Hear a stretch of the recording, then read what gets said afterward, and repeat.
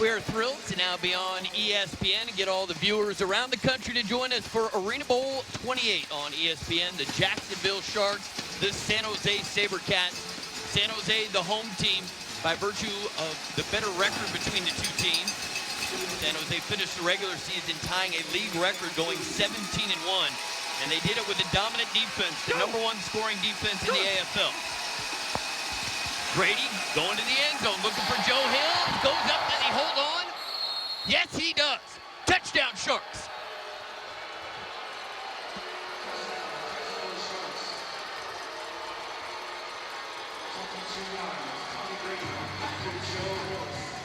It's been now 56 games in a row where Joe Hills has had a touchdown reception on the corner route.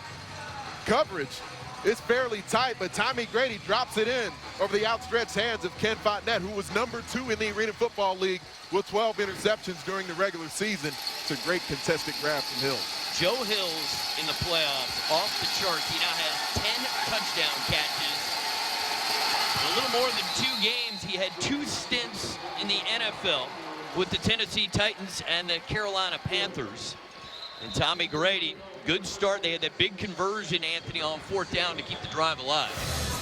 And here is how we got here. 2 of the best conference championship games in league history on back-to-back days last weekend. San Jose winning on Saturday over their arch rival Arizona. And Jacksonville had to hold on at the very end for a 5-point victory. The team that's not here, that folks have come accustomed to seeing, the Arizona Rattlers, had won the last 3 Arena Bowl championships. One of those very dramatic conference championship games was won by Darren Arbette and his ball club over the 3-time defending champs just a week ago in this building in Stockton, California. In Stockton, California, the home where our head coach, Darren Arbette from the SaberCats, grew up right here. We're going to have more on that during the broadcast. And there is Les Moss. He is coaching from upstairs. He unfortunately hurt his feet, so he can't be down on the field, but what a track record he's had in the AFL. He learned the game from his father, Perry Moss, and what Les has done with Jacksonville over 6 seasons, they've been right up there as one of the elite franchises in the AFL. They've won 4 division titles. There's only been 1 season they haven't made a playoff appearance, and now an opportunity at the 2nd Arena Bowl championship for this young franchise. Julian Rauch, the kick, and it's Reggie Gray. Reggie Gray, 3 kick returns for a touchdown in the regular season. Gives the SaberCats pretty good field position at the 11-yard line. And here is Eric Meyer, the 2013 AFL MVP, his first year with the SaberCats. And his fundamentals have really come around working under the tutelage of offensive coordinator Terry Malley. 93 touchdown passes, only 6 interceptions. And his completion percentage so much higher than during his time in both Utah and Spokane. One of the more scintillating playmakers at the quarterback position the Arena Football League has ever seen. A combination of both running and throwing. Meyer delivers, catches made by Reggie Gray.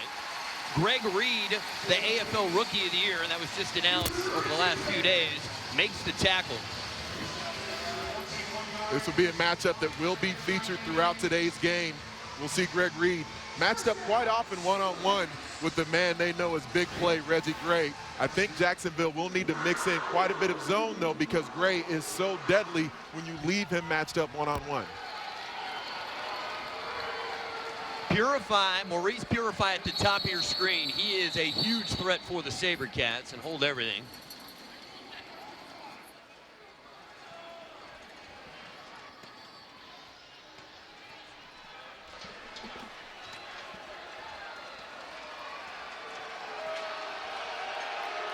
They're trying to get things sorted out over here.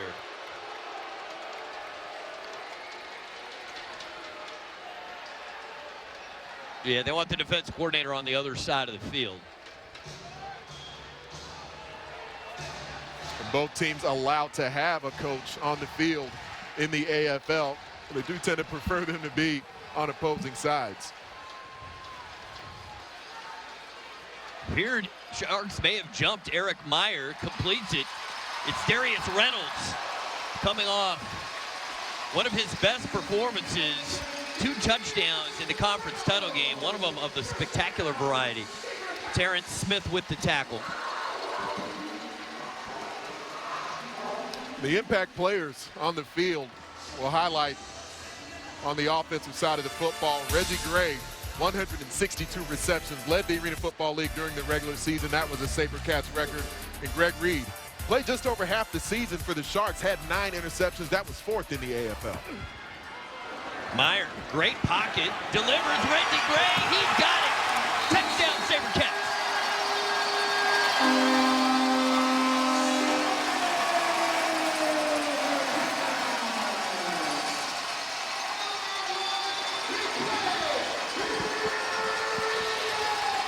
When Eric Meyer is able to hold the football for this long and Reggie Gray can come in high motion, it's going to be difficult to keep up with him.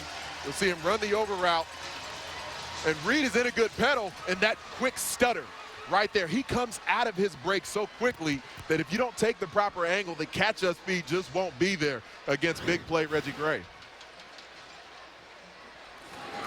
Nick Pertwee on for the extra point, and it hits both goalposts and out.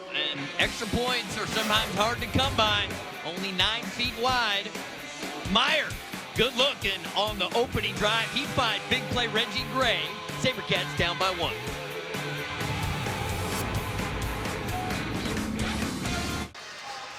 1. Arena Bowl 28 on ESPN, Jacksonville and San Jose. Jacksonville out of the American Conference, San Jose the best team this year in the National Conference. Rules of the game, running clock until the final minute of each half. You see the dimensions of the field. No punting, no outside stunting or twisting is allowed. Ball off the rebound net is live, and 1 wide receiver may be in forward motion prior to the snap. San Jose deferred after winning the coin toss. They'll get the ball at the start of the 3rd quarter. Each team has had 1 possession. Ari Wolf and Anthony Herron upstairs. Our Hall of Fame quarterback, Cedric Bonner, down on the field. Michael Lindsay had trouble with the first kickoff, and he will not get a chance this time as it goes into the slack net. Was delayed coming out on the slack net. By rule, that results in a touchback. And First you mentioned on the 5-yard line. us having the Hall of Famer down at field level, Cedric Bonner. You're the greatest quarterback in AFL history. Said we've got 2 stylistically different signal callers on the field. How would you break down Tommy Grady and Eric Meyer? Well, Eric Meyer, you know, that guy can keep plays alive, extending it with his feet, but you see on that last drive, he's turning into a much better pocket passer. He's disciplining his drops, making his reads, throwing the ball on time, something we haven't seen from him. Tommy gets in his drop, gets back to the top, finds his guy, and cuts it loose. Both these guys are awesome. 188 touchdowns combined this year. Awesome quarterbacks. Our second look at Tommy Grady. 6 feet, 7 inches tall. Grady from his own end zone going downfield, and no one's going to get near that football. Both receivers cut off their routes. Let's take a look at the impact players. When Jacksonville has the football, they're going to have to get it to the boss, Derrick Ross, the AFL's all-time leader in every significant rushing category. But on the defensive side, for the best in the business, Jason Stewart led nose guards in the AFL with 10 sacks this season. He was the defensive player of the year during the 2014 season. Derrick Ross, the all-time best fullback in AFL history. The stats support it. All-time leader in rushing yards and rushing touchdowns. And he has been on the first team All-Arena every year. Tommy Grady was going up the field, and a flag comes in as Tiger Jones was cut off by Clevan Thomas. That is a matchup of 2 future Hall of Famers. We already know Clevan's in because he actually got voted in and then came out of retirement. Defense, number 8. 10-yard penalty, automatic first down. The flag came in a bit late. I believe that's what Cedric Walker is complaining about at this point. But Clevan Thomas has always been a guy throughout his career who's been known to get handsy. As Tiger Jones comes in high motion, we're going to see him put his hands on him and make sure. And there was a little bit of jam from Ken Fontenette up there as he approached the numbers as well. For Thomas, we'll see that throughout the game, and he's not going to be too concerned when he picks up a flag. I think they want to be physical with Tiger Jones and hope it has an effect in the second half. The toss to Derrick Ross, looks to cut it back, and Jason Stewart says, not this time. Number 99 is a force to be reckoned with. He was the 2014 AFL Defensive Player of the Year. At the nose guard position, when they're going to run this outside zone, Jason Stewart His job is to try and knock the line of scrimmage back, but then beyond that, he's not just eating up blocks. He gets off the block of Ray McNeil and eats up Derrick Ross in the backfield. Plenty of awards for Jason Stewart. Played his college ball not far from here at Fresno State. Go! Go! Grady, again, a couple of pump fakes, and it's Joe Hills. And Joe Hills with the stiff arm, and he got in the face mask of Cleveland Thomas. He actually got up all the way on the inside, didn't grab it from the outside. It's kind of underneath. Yeah. It didn't look like anything he was doing on purpose. I'll be interested to see how this flag works out. As Dave Katai will give us the call. Personal foul, face mask, offense. Number 81. That occurred after the pass was complete. Therefore, it is enforced from the spot of the foul. First down. Well, Jacksonville will still get the first down yardage, but I do agree with this call. Even in live action, you could tell off the reception from Hills as he reaches out to stiff arm with his left hand. Just gets it caught up in the face mask of Cleveland Thomas, as you referenced, Wolf. Good call there from the back judge. Joe Hill started his college career at South Carolina, finished his college career at Tennessee State. 2 stints in the NFL. This guy can play. Grady looking for Hills, and that goes off the net, and that is very dangerous. You don't see a veteran quarterback often make that mistake. That's a free football.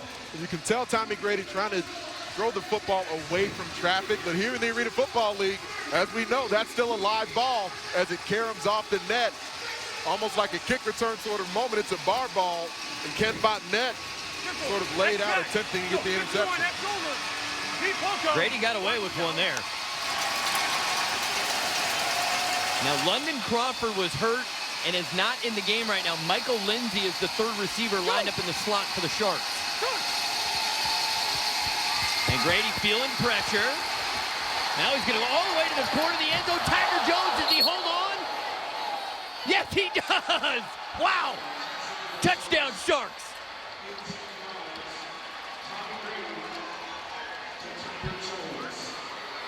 That was absolutely spectacular. And hopefully he's okay. That's cement over there behind the sideboard. We know that Eric Meyer is the quarterback known for his athleticism. Grady leaves the pocket to avoid the rush and then shows off the arm strength from the college hash all the way on the opposing boards and throws it up to Tiger Jones. And Jones puts his body on the line to make a touchdown grab for Tommy Gunn. And Tommy acted like it was no big deal. You're not supposed to make that throw. That's one of the elements that separates Tommy Grady. 5-yard penalty. One of the elements that separates Tommy Grady from most other AFL quarterbacks. There's a level of arm talent that he has that really isn't necessary to play arena football effectively, but we saw him show it off there. He's got an absolute cannon. He certainly does. And Tiger Jones, really a part of a triple threat, Anthony. I looked up the numbers between Tiger Jones, Joe Hills, and Derrick Ross. They're all almost equal with about 150 touches each on the season. So they really spread it around between those 3 guys. The extra point is good. The Jacksonville lead is now 14-6. And Tommy Grady, dangerous throw, and Tiger Jones pays it off with a great catch.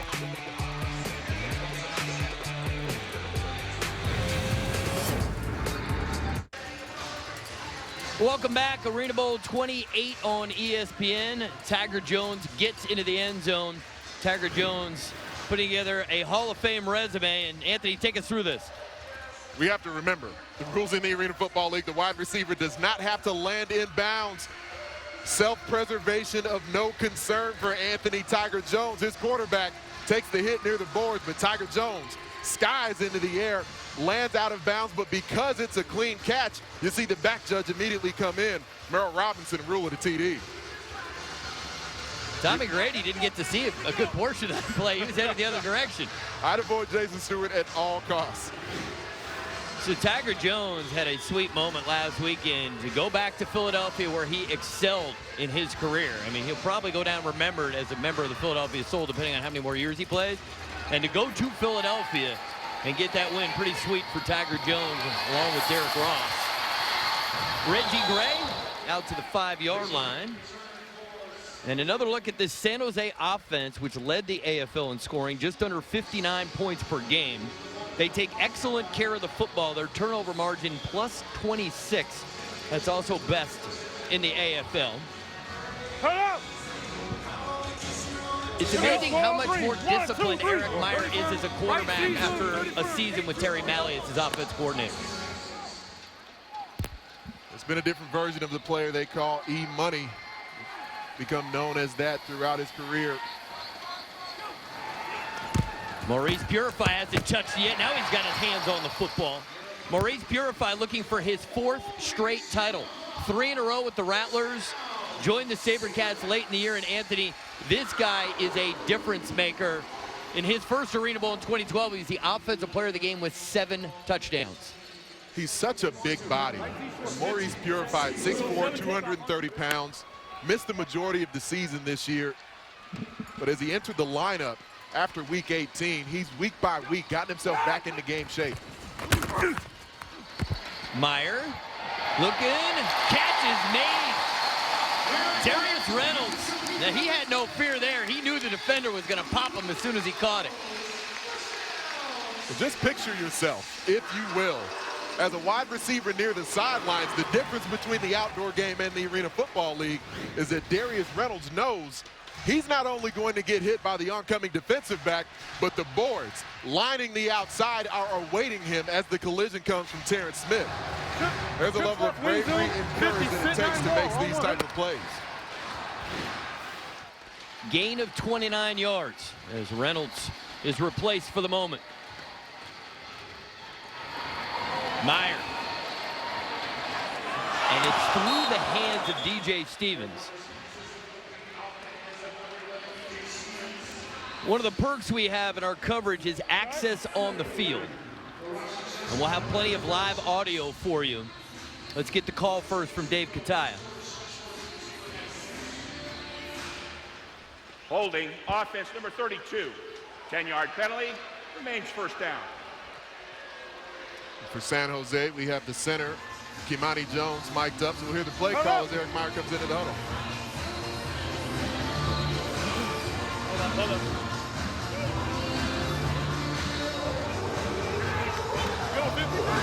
You go 50? Yeah. On two. Left wing zone 50, 155, on 2, ready? Out-cutting routes from the outside receivers. There'll always be the safety valve option. Meyer delivers. Reggie Gray the catch. And back to the original line of scrimmage at the Sharks' 15-yard line. This is where Reggie Gray can hurt you without having to be an end zone threat, because he is so quick in and out of his breaks. He can make something look like a 9 route where you're worried about him using the speed to run by you and then stop on a dime. Final minute of the first quarter. Neither team has come up with a defensive stop yet. Meyer to Reggie Gray. Reggie Gray spins and puts to the turf at the 2-yard line.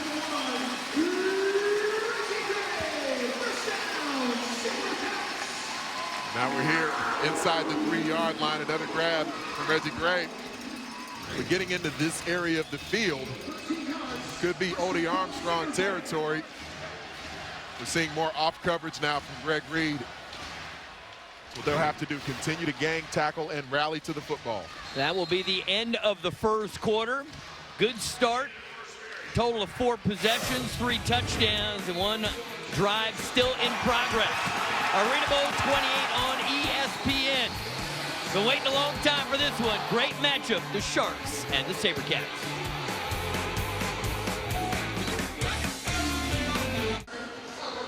We have a developing story regarding wide receiver London Crawford. This guy is a special talent. He is a physical wide receiver who can run over defensive backs after the catch, and he is heading back to the locker room. And now let's go down to the field to Seth Bonner. Thanks, Ari. I'm down here with the guy that's orchestrating this offense and looking at this #1 defense in the league, coming in, watching Phil. What was it that you guys learned that made you think you could have the type of success you're having against them? We got great receivers right now. Our offensive line's blocking for me right now, but we're trying to get them out of positions they're comfortable in, and we've done a good job so far. We just need to keep going. With your matchup size-wise in the middle with Joe Hills, how difficult it is for you to just be patient, take what they give you, and not try to attack them every play for the big play? Yeah, they're playing mostly man, so most of the guys having to get open right now, and the offensive line's giving me enough time to find Joe. Appreciate it. Thanks, Tommy. All right. It's kind of nice to see Sid not as the tallest guy in an interview for a change. It's a rarity. Yeah, pretty rare. All right, 1st and goal. Odie Armstrong, the fullback. Purify can run it. He's got the football, and he's going to be pushed back. It's great defense there from Jerry Turner. Turner in his 9th year in the AFL. Longest tenured member of the Jacksonville Sharks. Turner will just knife into the backfield from the right defensive end position. Looked like they had a slant to the short side of the field going. And with the AFL Defensive Player of the Year, Joe Sykes, not in the lineup for Jacksonville, both Turner and Berry on the outsides will have to play big. Meyer in some trouble, slings it, and almost caught Darius Reynolds.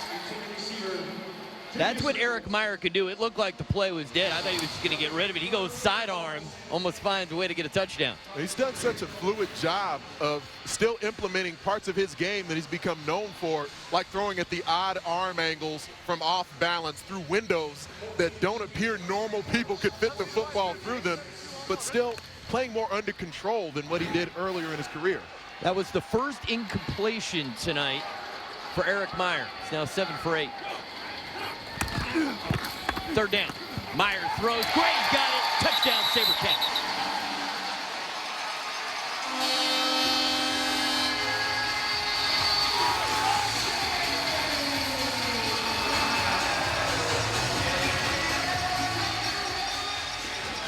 Reggie Gray has made his imprint on this game early.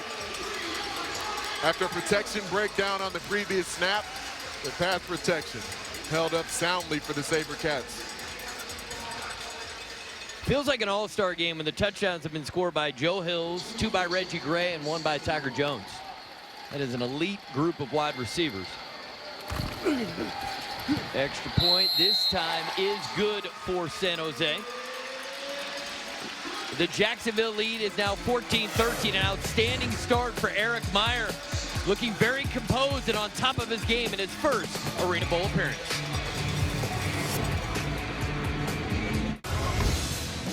Here is a look at the San Jose SaberCats, one of the most dominant franchises in AFL history, 3-time Arena Bowl champions, and it was almost every year it felt like they had a chance to win the Arena Bowl, but it's been a long wait for them to get another title. A season of historic dominance for the SaberCats. Won their games by an average of over 22 points per contest.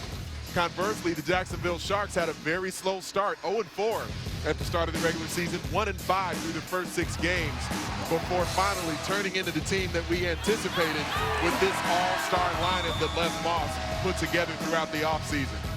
And these two teams are battling it out to take home the biggest trophy in all of professional sports, the James F. Foster Trophy.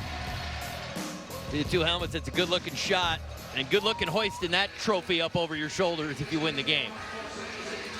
I don't think anyone will mind if they have to call for a little help from their friends in the James F. Foster Trophy. Michael Lindsay is back deep.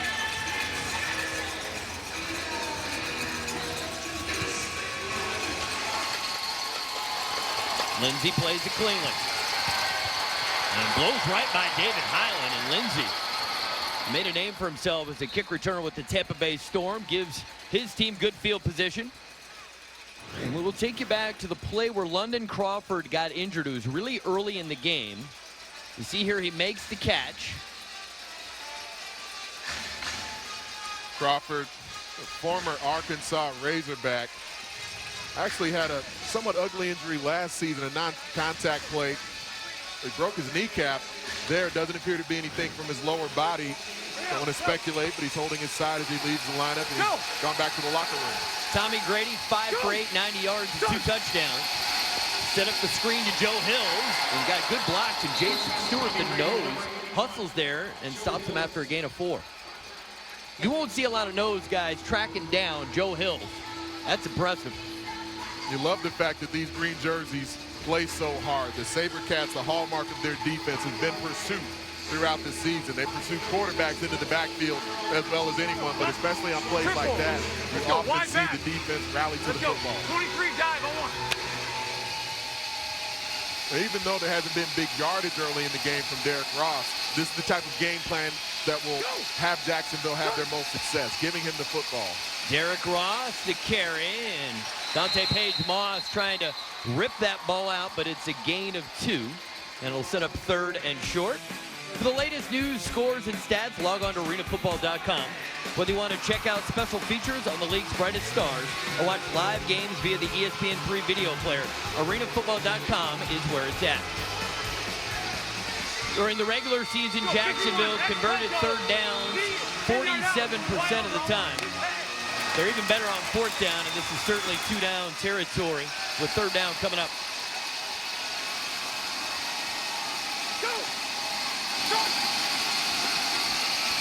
Grady going deep, looking for Hills. On the money. Touchdown, Sharks.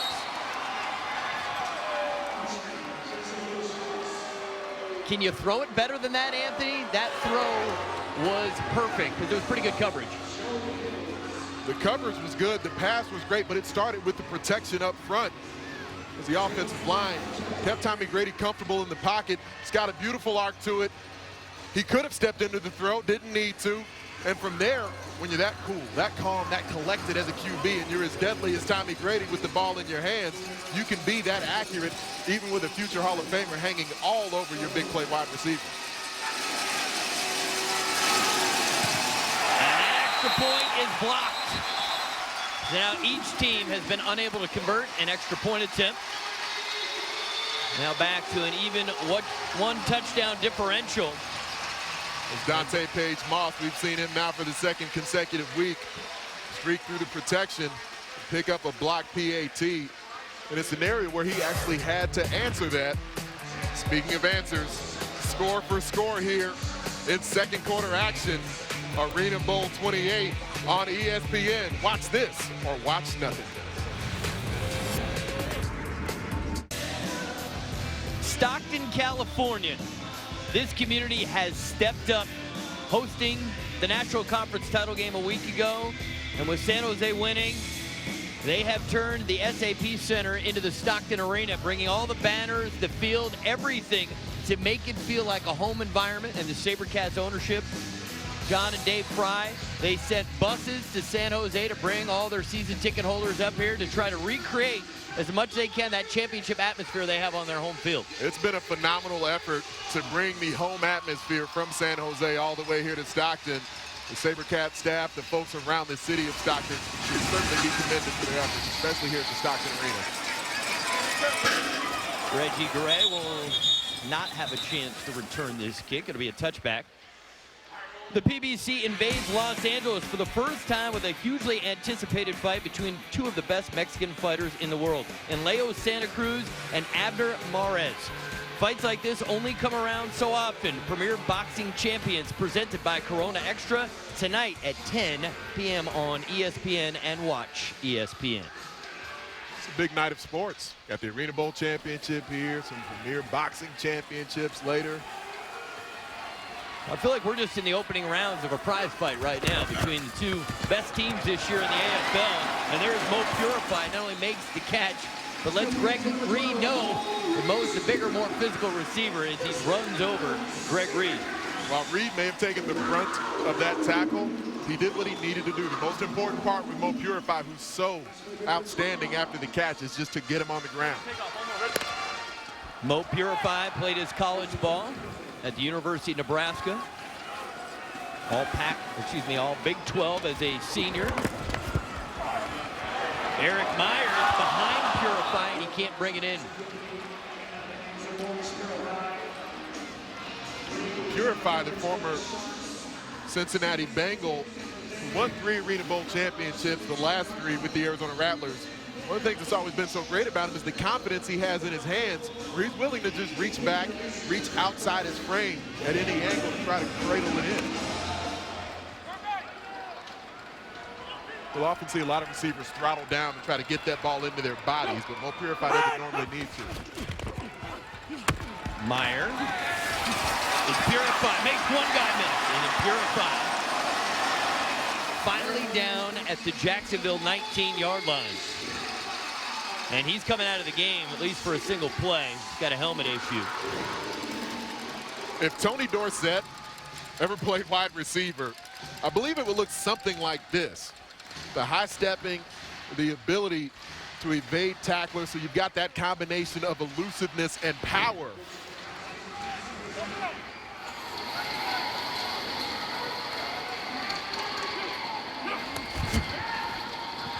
Meyer, all day to throw, goes to the end zone, and it's incomplete.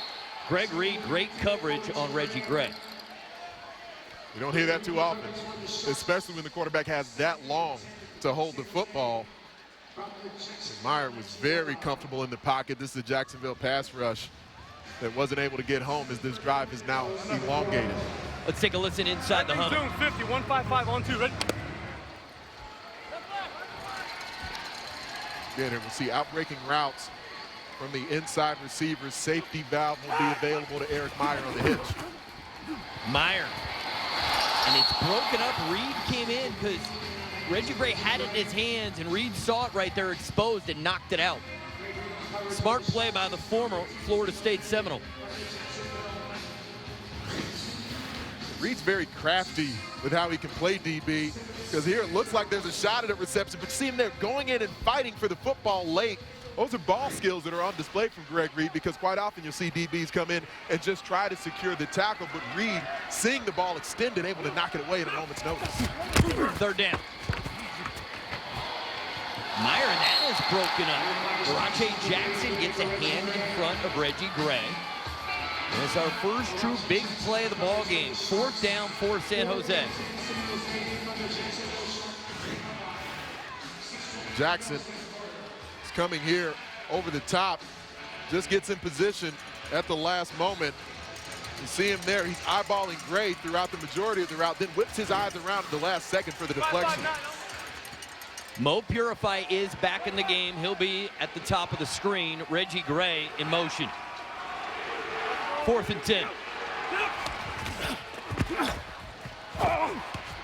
Meyer buying time. He's either going to throw this up. It's a jump ball in the end zone. And Purify almost had it, but the Sharks come up with the defensive stop, the first stop of the game.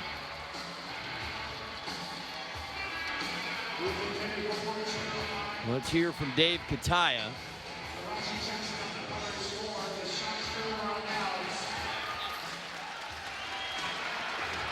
Holding defense.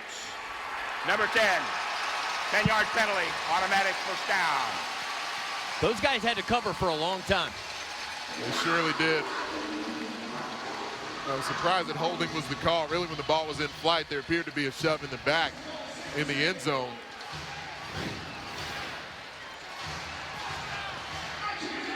In live action, it looked like Rache Jackson had the shove in the back to me. With Terrence Smith, they ruled him for holding. That's a huge call there, Anthony. Continues the drive, and it looked like there was finally a stop. And the Sharks are offsides. This is a free play for Eric Meyer, and Reggie Gray was double teamed. I do think on that previous play there was a defensive foul.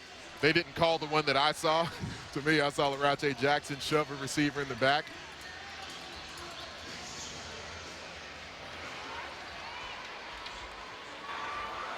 Illegal formation defense, number 99. The player on the defensive line must be in a three-point stance at the time of the snap. That's a 5-yard penalty. We repeat, first down. Jason Holman guilty of the penalty, and he comes out of the game. That's a rule for the Jacksonville Sharks. You pick up any kind of infraction there, whether it's offsides, illegal formation, as they called there on Holman, you leave the game. And Holman looks like he could use a rest anyway. 1st and goal at the 5. Meyer all day to throw. Scrambles and throws that one up into the seats. And that's a level of discipline that Eric Meyer has displayed this year. With offense coordinator Terry Malley, we talked to Eric at Media Day at length, Anthony, and one of the things he stresses, they went back to the most basic fundamentals of quarterback play. His drops, taking snaps, arm angles. He said every single thing. It was like he started a football boot camp working with Terry Malley.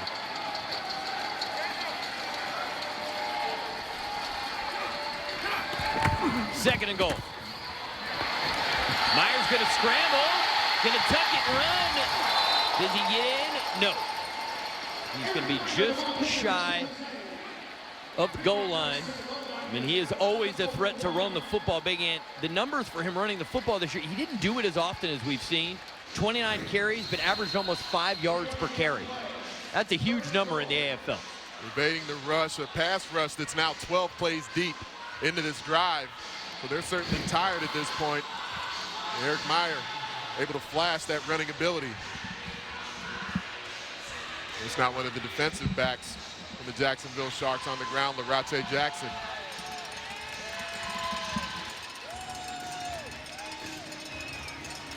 We will step away for a moment as they attend to the injured Shark.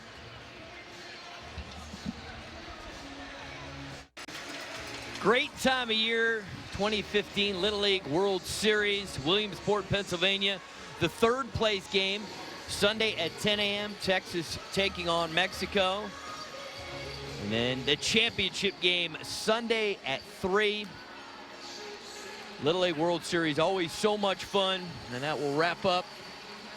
And this drive, Anthony, 6 minutes and 9 seconds off the game clock as Jackson heads back to the locker room. Now, keep in mind, it's a 21-man roster. London Crawford's out of the game. Jackson's out of the game. You're down to 19 guys. It's a skill position guy on each side of the ball. When he's starting defensive backs, when he's starting wide receivers out of the lineup.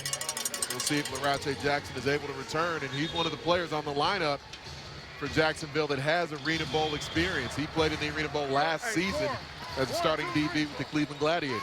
Mishai Robinson is in the game. At the peak of his powers, he was the best middle safety in the AFL in 2011. He wears number 1, has not played it down this season. The give is to Armstrong. He's in. Touchdown, SaberCats.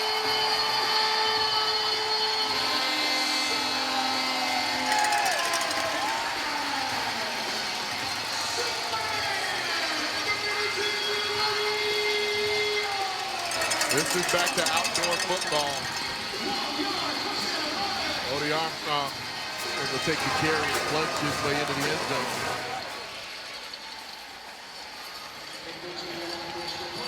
Won 2 Arena Bowls with the Arizona Rattlers before coming here last season to join the SaberCats.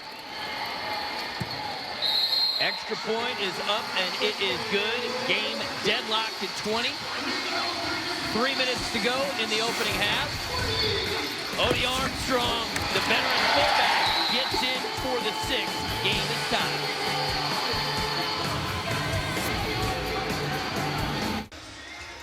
Darren Arbette, Hall of Fame head coach in the AFL, and his life began right here in Stockton, California. Had a little bit different look going on. Had the front working back at Edison High School right here in Stockton, just a few short miles from the Stockton Arena. Played football, basketball, and was on the track team. Had the shag haircut going there. I like it. Old school from Coach Arbette. You know, and he's still old school today, minus the hair. 2012 Hall of Fame inductee, Darren Arbette up there. Good photos. Great photo. Shows he doesn't take himself too seriously. He was nice enough to find some old photos and share them with everyone. Onside kick. And it doesn't go 10 yards, but Alvin Ray Jackson goes up and secures the football. Smart veteran play there from Jackson.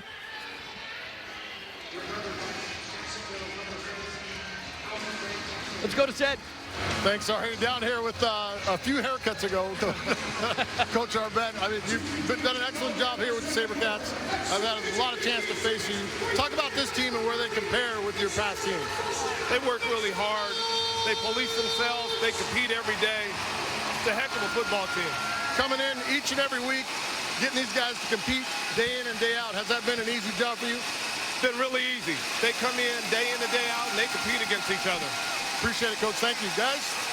Michael Lindsay, and he's forced out of bounds at about the 3-yard line. And let's go back to the onside kick and explain why San Jose went for the onside kick there. With about 2.5 minutes remaining here in the first half, San Jose viewing it as wanting to make sure they can get another possession of the football. You kick it deep, there's an opportunity for Jacksonville to try to run the remainder of the half out. So here, Darren Arbette electing the onside. So now, even if you don't recover it, as they did not, the drive for Jacksonville's offense will come to a head more quickly.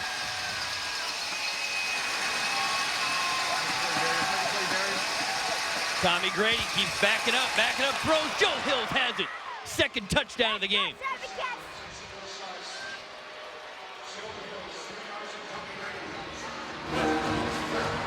This guy's putting together one of the best postseasons in the history of the Arena Football League. Joe Hills has been the man.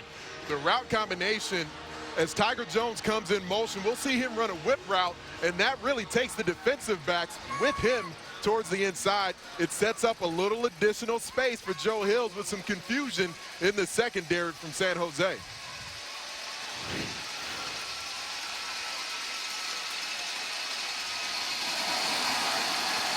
Extra point is up, and it is good. And I need to correct myself. Joe Hills, that was his 3rd touchdown catch already in the game, and now has 12 in 3 postseason games in 2015. He's an outstanding target, big physical football player. Tommy Grady knows he can throw the football into traffic when he's delivering it to Joe Hills. Ended up finishing his collegiate career at Tennessee State after transferring from South Carolina. Spent time in the National Football League with the Tennessee Titans, Carolina Panthers. Yeah, Joe Hills, first time I saw him in an Arena Football game, I thought that guy might have talent to play at the next level, and he's had a couple chances. There is another look at the brackets and how we got here to Stockton. Philadelphia and Jacksonville in a memorable game on Sunday. Philadelphia throws an interception on the final play of the game, and Jacksonville holds on. And Anthony, we were here on Saturday for an instant classic. 2 bitter rivals, Arizona, 3 straight titles, and their dominance ends on a very controversial play at the end of the game. And San Jose celebrated like they won the Arena Bowl. It meant a lot to San Jose to finally get one on Arizona. The Arizona Rattlers had knocked the SaberCats out of the postseason the last 3 years, going into that National Conference Championship game last week. Do you think that Jacksonville will go onside kick here, Anthony, with 1:13 to go in the half? I don't think they will, but I would if I was them. And they do go for it. And David Highland, wow, was aggressive. He's got good hands, trusted himself, went up there and secured the football. I like the call from Les Miles. I actually didn't think he would make the decision to do it, but I like the call. I think it's a good decision because you're still well over a minute remaining in the half.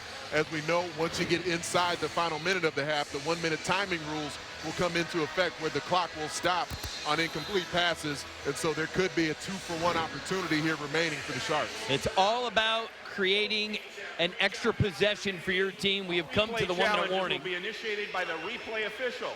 Timeout. The 1-minute warning is here. We will explain the 1-minute timing rules. Both teams, all 3 timeouts to work with.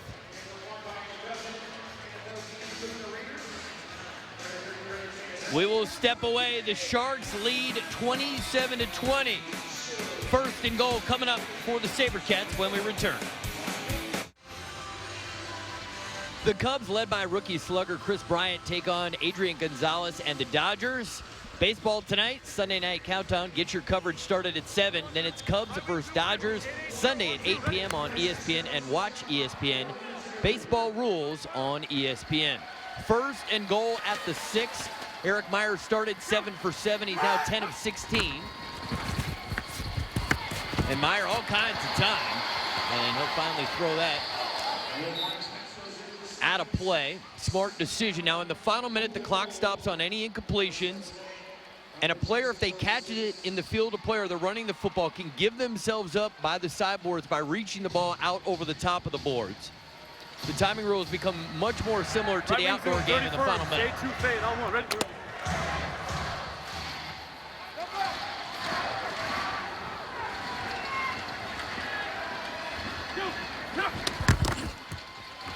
Meyer looking for Purify, can't get to it. Terrific defense, and those guys are giving up a lot of size to Mo Purify there in the red zone. And we heard off the microphone there, Eric Meyer calling for the two fade. Mishot Robinson, formerly one of the best in the business, his very first game of the season after having to return from injury. He injured Chris Smith there. And Maurice Purify, while he's great at a lot of things, the jump ball on fade routes is not really one of his specialties. I was surprised they didn't try to feature Darius Reynolds on the two fade. Meyer gonna tuck it wrong, makes two guys miss, touchdown SaberCats.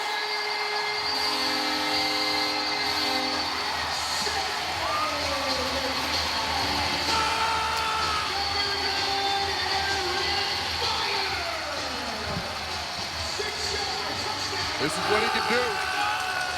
He's got that Russell Wilson flair to his game, where the athleticism can hurt a defense at any given moment.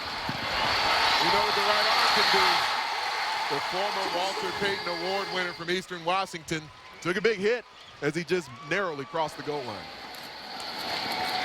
Extra point is up, and it is good. Game tied at 27. 41 seconds to go in the half. During that MVP season he had back in 2013, he started 40 touchdown passes, 0 interceptions. He was actually with the Seattle Seahawks a few years ago before he became one of the AFL's best quarterbacks. That was certainly before Russell Wilson got there. Both these quarterbacks have a chance to be great in this game for a long time. They're established quarterbacks. They're both just in their early 30s. We could be watching these two gunslingers for years to come.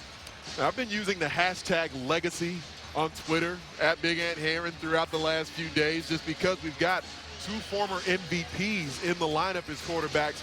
And now with Nick Davila, who's been the best quarterback in the Arena Football League for the last probably the last 4 seasons, one of these QBs will leave the field a champion today. And so the MVP, not enough to put yourself in the stratosphere of the AFL when you're looking historically, but a championship today can cement them within that discussion. Both these gentlemen, while they'll have the opportunity, they got a long ways to go to catch Nick Davila. 3 straight titles, 4 straight Arena Bowls, and it took a incredible performance at the end of the game last week for them to knock out the Rattlers and for the SaberCats to be playing here with a chance to take home the James F. Foster Trophy. Lindsey, that hit off the bar, and that is a live football. And he is stopped in the end zone. It'll be a touchback. So Tommy Grady hasn't thrown it much, Big Ant. 8 for 11, 127 yards and 4 touchdowns. He's been very efficient. Unsuccessful. By rule, the ball's placed in the 3-yard line. First down. Extremely efficient first half for Tommy Gunn. It'll be interesting to get Seth Bonner's take on this as well. As we've talked about Tommy Grady throughout his career, the arm strength that he has, not something that's necessary in the Arena Football League. Maybe after this play, we can have Seth break down just the arm talent and how maybe it's difficult sometimes for a quarterback with that big of an arm to play Arena football.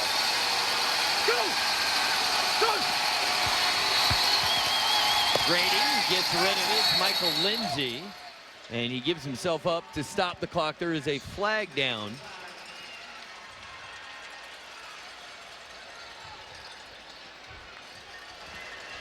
Prior snap, delayed game. Offense, number 4, after this to go. Timer, please reset the clock to 41 seconds. 41 seconds. So, Seth, you heard the discussion a moment ago. You were a big arm quarterback with an NFL caliber arm playing Arena football. How's that affect Tommy Grady's game? I think Tommy's done an exceptional job. He's trained with some great guys. He's been able to use the touch of his arm. It hasn't been like Michael Bishop, who probably had the strongest arm in the Arena Football League. It hasn't been like that. He's had the touch to go along with the zip. And Grady looking for Hills, and Hills goes and gets it.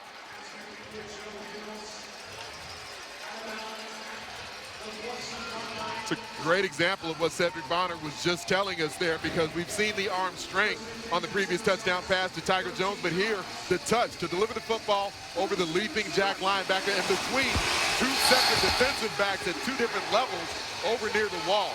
The timing, anticipation necessary to complete that ball is otherworldly. Tommy Grady really has evolved. He has really learned that he doesn't need to throw it 100 miles an hour every time. And the quick hitter to Lindsey. Lindsey in the open field, and Cleveland Thomas brings him down just inside the 10. It'll be first and goal, 31 seconds to go in the first half. Michael Lindsey, very versatile football player, will come from the stationary position. Tommy Grady gets the ball to him right as he comes off the line of scrimmage because he sees the off coverage. And that's where, when San Jose goes flash man in the secondary, where Clee Thomas is starting to creep over towards the middle, and he and Ken Fontenette are looking to exchange responsibilities, Grady has taken advantage of that. And Grady also saw that David Highland, the Jack linebacker, was on the other side of the field and tried to come over at the last minute. Too much time for Grady. Let's go. Left triple. Let's go. Left back. Let's go. 23 base. Up front. Here, Jacksonville, they love to take some time off the clock before scoring, so San Jose doesn't have a chance. And they give it to Derek Ross, and this will force one of the teams to use a timeout. Instead, now that Jacksonville is inside the 10, we know that Tommy Grady at 6'7" visually isn't as affected by it. But with the route tree, how does being in the AFL red zone affect what Jacksonville can try to execute here? And I think once you get down here, you got to have guys that can be on pinpoint route placement. You've got San Jose that likes to grab and touch. You got to be tougher than the guy in front of you when you're going against the SaberCats. If they're not going to have that success. I look for number 81, Joe Hills. He's done it the entire postseason. He's been exceptional. Look for him to get inside, because right now Tiger's on one leg. He's not running hard. He's a little banged up from that touchdown catch earlier. Look for a lot of Joe Hills. Great thing about Ced's vantage point, being able to eyeball Tiger Jones. I agree. He doesn't seem to be himself right now with his gait. Joe Hills has been the man already with 3 first-half touchdowns. Grady looking for the 4th for Hills, and almost picked up. And then Cleveland Thomas had a second chance.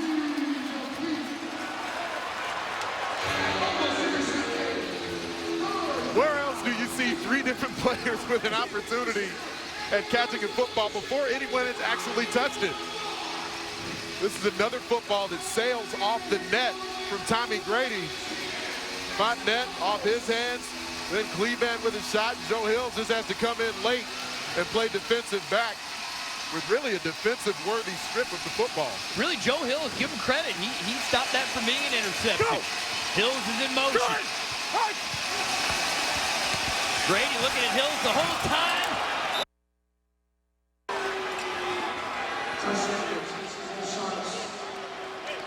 Joe Hills, quarterfinal round of the playoffs, 4 receiving touchdowns. American Conference title game, 5 touchdowns. First half Arena Bowl 28, 4 touchdowns. This is a look at why Tommy Grady was the least sacked quarterback in the Arena Football League, because there was a protection breakdown in the middle. Derek Ross gets beat clean in the middle by Francis Maka, but the ball is already gone, and Grady delivers it so quickly, not even a full 3-step drop. And Joe Hills, even though he's covered, came up with the grab. And the extra point missed, pushed to the right. 15 seconds to go in the half. Important to note, San Jose will get the football at the start of the 3rd quarter. That could affect what they want to do here in the final seconds of the half. In a game where the offenses have been on point throughout, these missed extra points will certainly rear their ugly head later in the game. Snap was a bit high. It's a good hold. Yeah, Chappell able to get the football down. But important to remind everyone, if they're new to Arena Football, they're only 9 feet wide, and the bottom crossbar is 15 feet high. If you're a great kicker in this league, you make 90% of your extra points, and if you're going to score 8 or 9 touchdowns in a game, going to see some misses. We've already have 3 misses. We've more frequently in recent years seen kickers in the National Football League start to use AFL goalposts to try and make sure they're honing in on the accuracy. And it's one of the things the NFL, not only getting the extra points deeper, but they've been considering moving in those goalposts, which are over 18 feet wide in the National Football League, maybe narrowing those. Frankly, the real reason is the kickers have gotten too good. They make it look too easy.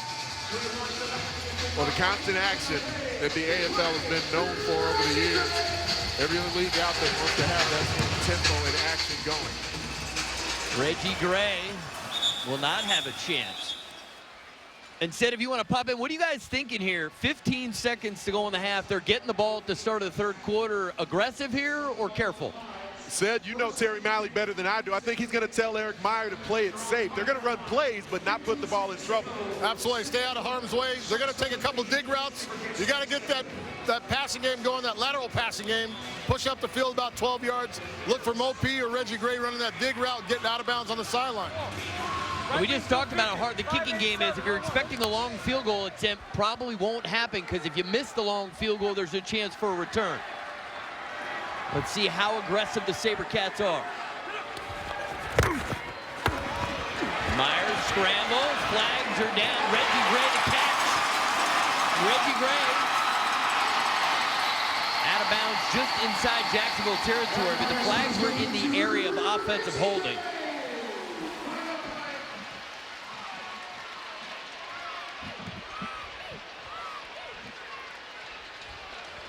Illegal defense number 99, outside rush. Holding offense number 75. Those penalties offset. Replay first down. That's a win for the Sharks right there. Now just 8 seconds to go in the half, so time comes off the clock. And in the same position right here for the SaberCats. Do you think they're even less aggressive now? Well, still enough time to run multiple plays, and you've got more purifying Reggie Gray who can hurt defenses after the catch. I think the pass itself will be safe, but they will still run a play with the hopes of seeing if they can get a big play after the catch. Meyer throws it up. Reggie Gray the catch and out of bounds. 3 down to 2 seconds to go in the half. Well, Sed remembers from an Arena Bowl against San Jose where they ran what looked like an innocent play to James Rowe at the end of the half. He caught it about midfield, got a couple blocks, got in, changed the entire momentum of the game. This would be about a 40-yard field goal attempt here with 2 seconds left. So in the Arena Football League, certainly not a field goal that you would think is a gimme. So that's why we're going to see San Jose run a play here on 2nd down as opposed to attempting a 40-yard field goal through those 9-foot wide goalposts we referenced. Meyer backing up, giving himself room to throw to the end zone, and it's picked off. Greg Reed. And Greg Reed's looking to return it. He wants some help. And now he decides to give up. He led the nation in punt returns one season when he was at Florida State. He was in playmaker mode there for a moment, but the rookie, a wise decision just to run out the back of the end zone. Very entertaining first half. Jacksonville will head to the locker room with a 6-point lead, and let's go downstairs to Sed. Thanks, Ari. Down here with Coach Ferguson. Coach, you guys have come in here. You've gone toe-to-toe with this team that's been great defensively all year. What's it been like watching these guys perform? We're having fun right now. It's the Arena Bowl. There's one last game. We're having fun. It's a nice competitive game. We're just going to keep competing for 2 more quarters, and like we have all year, just compete. You guys got a couple guys down on both sides. Larache Jackson goes down. London Crawford down. Who's the next man up? How's this team continue to step in? You just do our jobs. Everybody has a job to do. They have a responsibility on this team, and if a guy goes down, the next guy steps up and is ready to play or whatever it takes. Thanks, Brian. Appreciate it. Thank you. Guys? Thank you, Sed. Both teams plenty to talk about in the locker room, and we've got lots coming up at halftime. Do not go anywhere. You're going to get to see League MVP Dan Rodemaugh, stats and highlights, all that coming up in Stockton in a moment. Arena Bowl 28 on ESPN, just about set for the start of the 3rd quarter. And we told you at the beginning of the broadcast when we showed you Les Moss that he would be coaching from upstairs because he has hurt both of his feet. And Les Moss has still found a way for his teams to win and win, even though he's been upstairs, something we're not used to seeing. And his father, Perry Moss, one of the great legends of the Arena Football League, and he taught his son the game from a very, very young age. And Perry Moss, he is a man that is so entrenched in AFL history. And there you see father and son. They were a special combo. Let's go to Sid with Les. Hey, thanks, Ari. We're up here from the Bird's Nest. Got a good perch. We can see everything. Coach, talk about your team's effort in that first half. Well, our effort's great. You know, we've had a couple guys go down. London Crawford hadn't been able to play most of the first half, and Larachi went down. Our effort's great. We scored on every possession. I thought we had to stop there, but they called a penalty. But we're up. We're just going to have to get a stop. We're going to have to keep scoring on offense.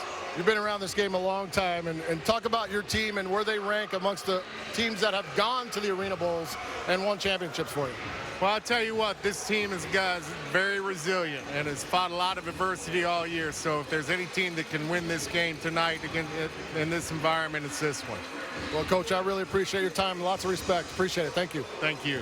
Guys? Thank you, Coach. They are doing something that's never been done before. The Sharks started 0-4, and no team has ever started 0-4 and made it to an Arena Bowl. So already history has been made by the Sharks, but they want the whole deal. They want to win their second Arena Bowl title. San Jose looking for their fourth Arena Bowl title. Third quarter underway. Reggie Gray will not have a chance. He got caught in the slack net. Eric Meyer in the first half started 7 for 7, but Anthony finished the half 11 for 20, 135 yards. He did have the 6-yard touchdown run, but after the early success, it seemed that Jacksonville's defense gave him some problems. It's extremely impressed with the secondary of the Sharks as much as anything, and that was even without Larache Jackson being in the lineup for a lot of that first half.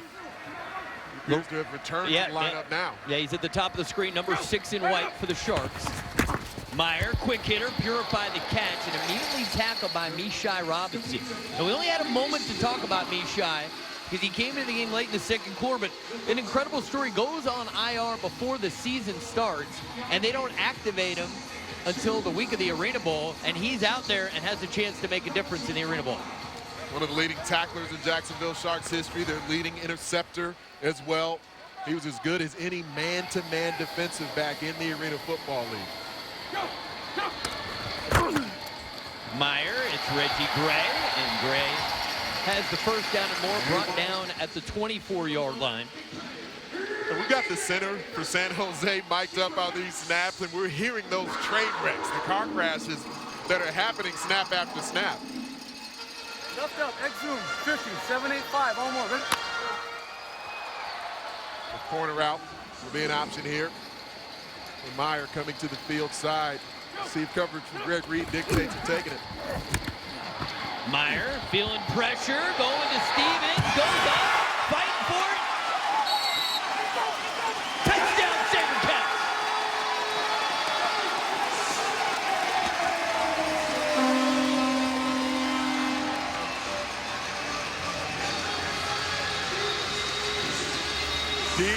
DJ Stevens going up top, taking the defensive back to flight school.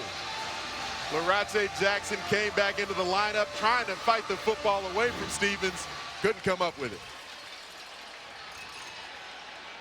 Stevens has a really bright future. He is so quick.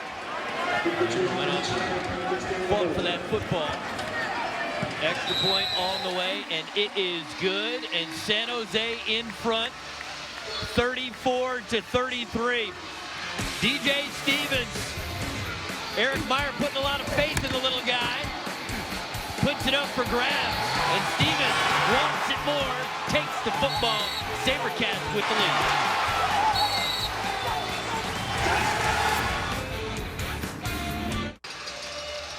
San Jose leading 34-33. 12:35 to go in the third quarter. Stevens on the 8 route. A rouse and jump ball, working over the outstretched arms of Larache Jackson. We've had a couple of grabs in this game so far. Plenty of ball game left. I'm calling that one another SC Top 10 nominee. I think Tiger Jones has that one locked up. I think he's going straight to the top. That was an unbelievable touchdown from Tiger Jones in the opening quarter. I can't imagine there's much else in the sports world today that might outrank what Tiger Jones did. But it cost them because Tiger Jones has not been the same since then. So, well, it was a great highlight. If you're Jacksonville, you'd rather he be healthy the whole game. Been a good decoy for Joe Hills. At the ball. Alvin Ray Jackson goes and secures it. And he brings it out to the 3-yard line. The PBC invades Los Angeles for the first time with a hugely anticipated fight between two of the best Mexican fighters in the world, in Leo Santa Cruz and Abner Mares. Fights like this only come around so often. Premier Boxing Champions presented by Corona Extra tonight at 10 on ESPN and watch ESPN. Tommy Grady in the first half, 11 for 15, 175 yards and 5 touchdowns. In his first Arena Bowl, he's been a cool customer so far. X inside. Let's go. 33. Quick right to X outside.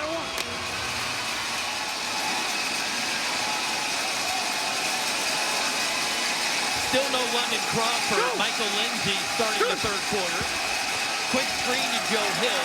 And Joe Hill did not get the block he was hoping for from Lindsay. Loses a couple inches on the play. There's a degree of physicality to the game of Joe Hills that's similar to what we've seen from Maurice Purified in San Jose.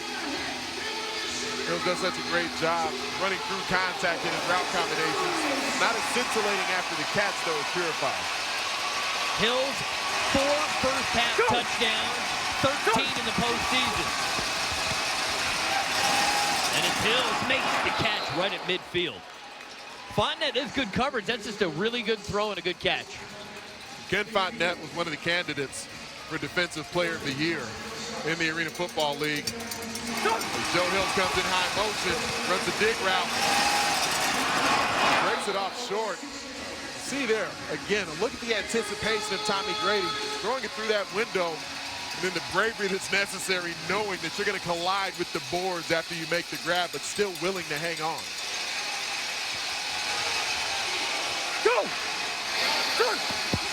Grady gives to Derek Ross. And Ross across the 20. And you noted during the first half that he doesn't need to get big chunks. This is a part of the bigger picture offensive game plan. I believe we've seen it have its effect, and it was a similar game plan to what the Arizona Rattlers executed last week. Just enough to slow down the pass rush of San Jose. All-time leader in both rushing yards and rushing touchdowns in the Arena Football League. The greatest running fullback in AFL history.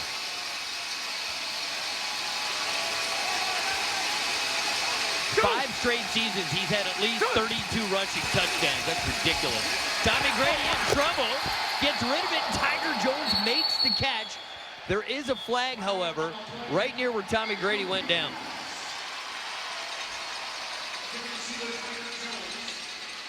While Grady has had to evade the rush a couple of times, this is one of the few times they've really gotten a good, clean hit on him. Holding offense, number 62. 10-yard penalty made it. Raymond McNeil, who started every game this season at center for Jacksonville. And the one thing there is that Tommy Grady didn't have room to back up, which is what he normally does when pressure comes. Well, Jason Stewart, his strength is monumental, but he's got the quickness to penetrate the gap after he's forced Ray McNeil to sit down against that power over and over again. Jay Stu is a force of nature.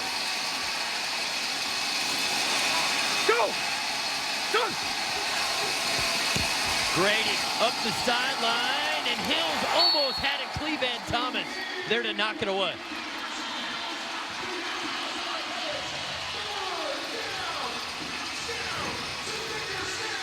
Well, Tiger Jones apparently hobbled. We've seen target after target going the way of Joe Hills. And San Jose has always been a defensive secondary that's been known for man coverage. They go ANC. It's always man coverage. Cedric Walker has occasionally mixed it up, But tonight, more than I've seen throughout a lot of the season, it has been straight man, especially because I think they know Tiger Jones is a bit slowed now. And Cleveland Thomas looks fresh out there, the 10-year vet at 36 years of age.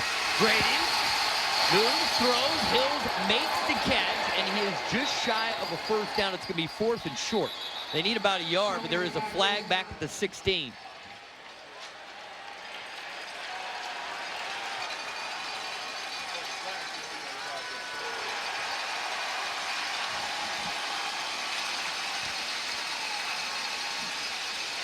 I think we're going to have a flag on the offense. Well, yeah, we're showing it on camera now. It's going to be a hold. Dave Kataya's signaling. Holding, offense.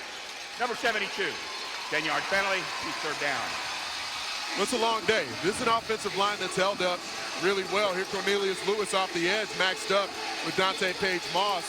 And part of this is because Tommy Grady continues to move around the pocket as he's holding the football, and that can make it difficult on the pass protection. And Tiger Jones, it does look like his gait is a little bit off. He's fighting through it. He's continuing to work through the route tree. Lots of movement, flags all over the field, and it's gotten really loud down on the field, and it's affecting the Sharks. Offense. Number 72, penalty, 3rd down. It's incumbent upon Cornelius Lewis to shake it off. Cedric Bonner, can you hear us down there at field level? Barely. I'm like pushing my earpiece into my ear canal so I can try to make contact with you guys. It's crazy in here, man. It's a fever pitch. These guys smell it. They smell right now. This is a crucial drive for Jacksonville because San Jose is known to pour it on in the 3rd quarter. Go! Grady up the sideline for Lindsey, and it's off his fingertips. Great throw from Grady. Really an excellent pass as Tommy Grady had to throw the football off his back foot with some pressure coming as Francis Maka brought some thump right through the A-gap. Derrick Ross holds up just long enough. Grady, as he's falling back, couldn't have thrown it any more accurately than that. In the Arena Bowl, this is a grab that Michael Lindsey needs to make for the Sharks. And there you feel the loss if you're the Sharks of London Crawford. Perhaps he makes that play. Go! Good! 4th and extremely long. Grady, that tip, picked off. David Highland takes it for 6. Touchdown, SaberCats.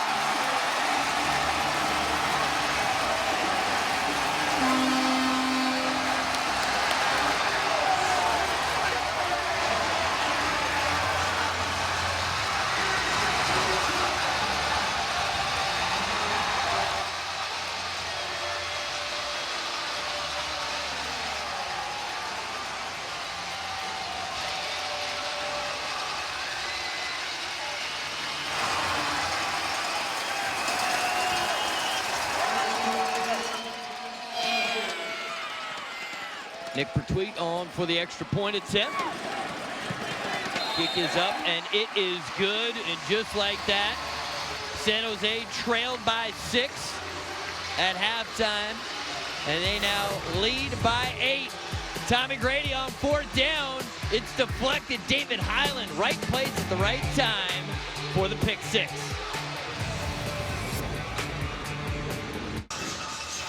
The historically dominant defense of the San Jose SaberCats. Their MAC linebacker, Francis Maka, bringing the thump in the middle. The pass deflection, and then it goes into the waiting, wanting hands of David Highland.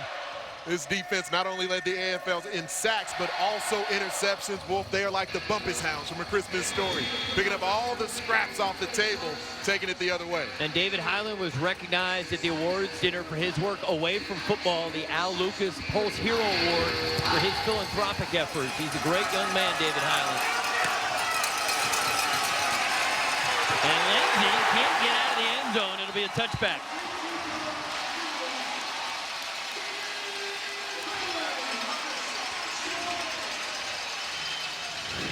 Kickoff coverage team is jacked up here. Highland running up the pipes.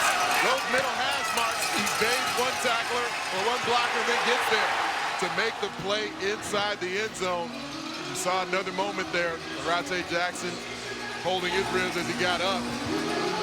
They can't afford to have another skill guy go down on either side of the ball. Again, just a 21-man roster, and they've lost an offensive player and a defensive player down to 19 guys. There appears to be multiple players in the lineup for the Sharks playing through some nicks and bruises at this point. Screen to Lindsay, and here the ball might have come out there.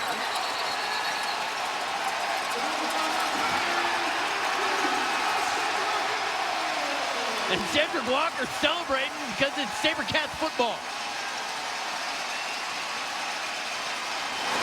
Cedric Bonner told us a moment ago, this SaberCats football team gets it rolling in the third quarter. There is now the challenge flag on the field. Les Moss on the headset, communicating down to Brian Ferguson, his assistant head coach, telling him to throw the challenge flag. They will see if it could be reviewed down by contact. The replay in arena football. The ruling on the field of a fumble and a defensive recovery has been challenged by Jacksonville. Play is under further review. The replay system is completely transparent. Everything that Dave Kataya sees, you will see at home. He will communicate with the guys in our truck. Our producer, Brian Carter, will be on with Dave Kataya, and they will go through the replays, and what Dave Kataya sees, you will see. So Kataya making his way over to the replay monitor.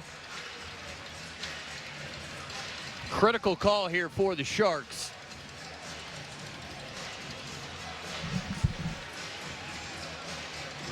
Hey, what we're looking for is the ball down by contact by the defense before the ball comes out. Either into the wall or onto the ground. Can you roll the film for me?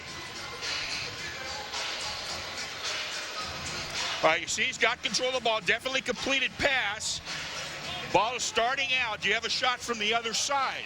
That shot looks like the ball is starting out. Here's a good shot here. Let's see if that ball starts to move before that wall is contacted. All right, you can't see the ball. There's the ball there. Okay, do you have any other shots? All right, one more look. It looks like the ball's out there. You can see it sliding down his leg before his knee goes down. All right, one more look we have. Thank you. That's perfect, guys. Thank you. We need one more look if you got it.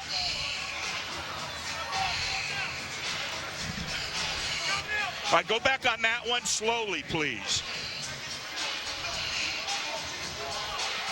All right, the ball looks out, but I cannot confirm it. We're going to go with stands on this. I can't see the knee in the ball.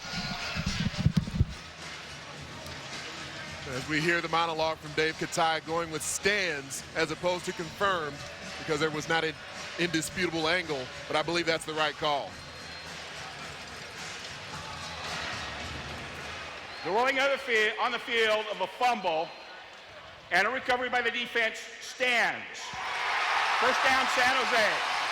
Jacksonville is charged with a timeout and a challenge. The takeaways of this SaberCats defense are what have made them great. All the green jerseys around the football as it's being stripped away from Michael Lindsay. That's the future Hall of Famer Cleveland Thomas coming in from the backside, raking it away. Les Moss now showing some real concern. His team down by 8. San Jose first and goal at the 8-yard line.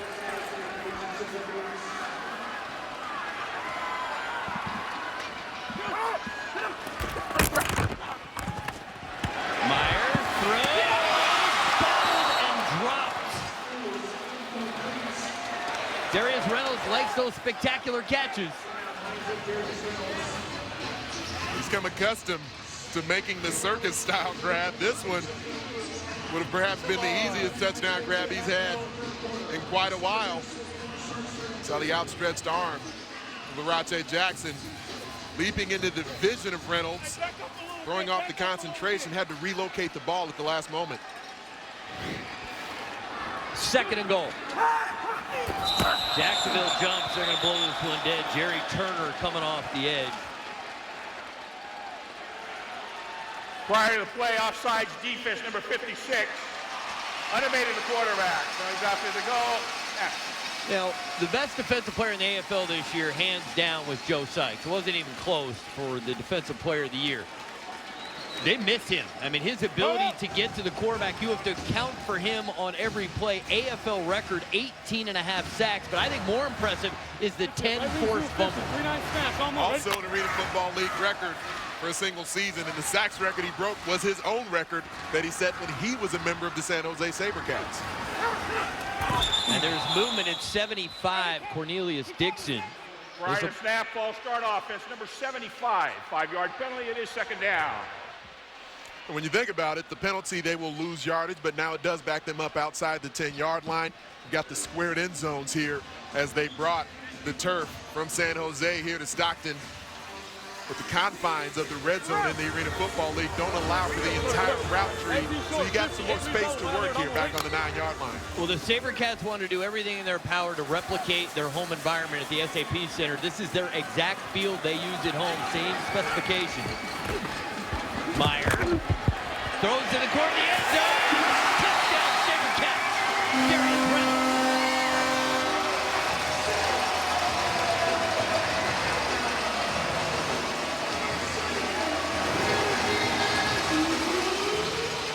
Terrence Smith, the field corner, was lost vision on Darius Reynolds. It's a great route combination because the safety valve, Maurice Purify, was to the field side on the board.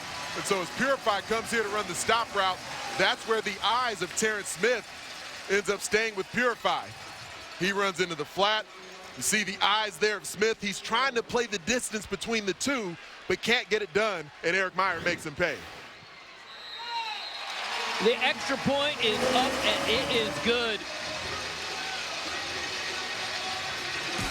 Unbelievable. The SaberCats in the third quarter pitching a shutout.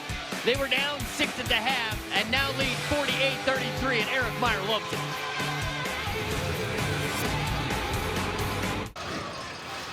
Here's another look at the touchdown. Eric Meyer. Wide open, Darius Reynolds. And now let's go to Sed, who's with a very hot quarterback in Eric Meyer. Hot is right, man. I'm starting to sweat standing next to him. The guy is on fire right now, making all the throws. Lots been talked about early in the season about you coming over to Spokane.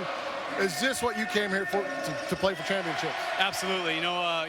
Coming here, just everything about it. Close to home, organization, coaches, the teammates. Everything just felt right about coming here. What about Terry Mallory's coaching style has made you a better quarterback and propelled you to have the type of season you've had? Absolutely. It's all about accountability. And from day one to even this week, I was getting yelled at sometimes for even for just the first step on a drop. So him and Coach Omar did a heck of a job. Appreciate it, E. Thank you. Thank you. Ari. Thank you, Sed. And Terry Malley, the offense coordinator for San Jose, he took a great product in Eric Meyer and made him even better. It was interesting, even talking to Darren Arbett before the game today, where it was an open competition. He tried to view all positions as competitive, and Nathan Stanley has started a lot of games for the SaberCats before this year. That's a bar ball. David Highland's got it. He's in for the touchdown. Wow.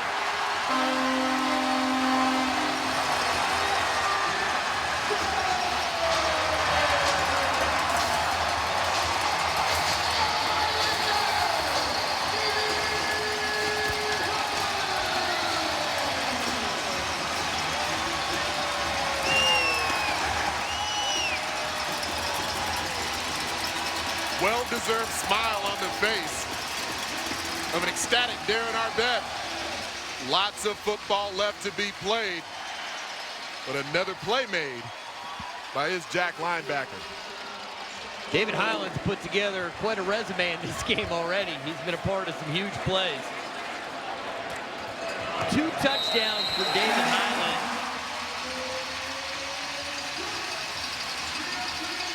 He's also the long snapper. He can do everything. And while this wasn't a defensive snap, the kickoff coverage team has a defensive mentality to it.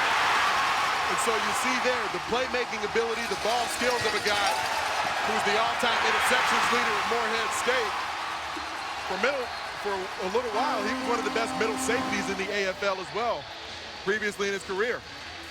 And the coaches talked about his versatility. He understands everything on the field because he plays different positions. It seems like he has a knack for being in the right place at the right time.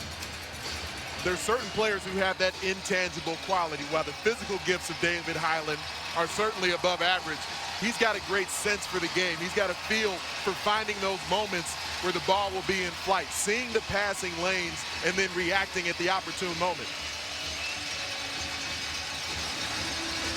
Now Les Moss upstairs.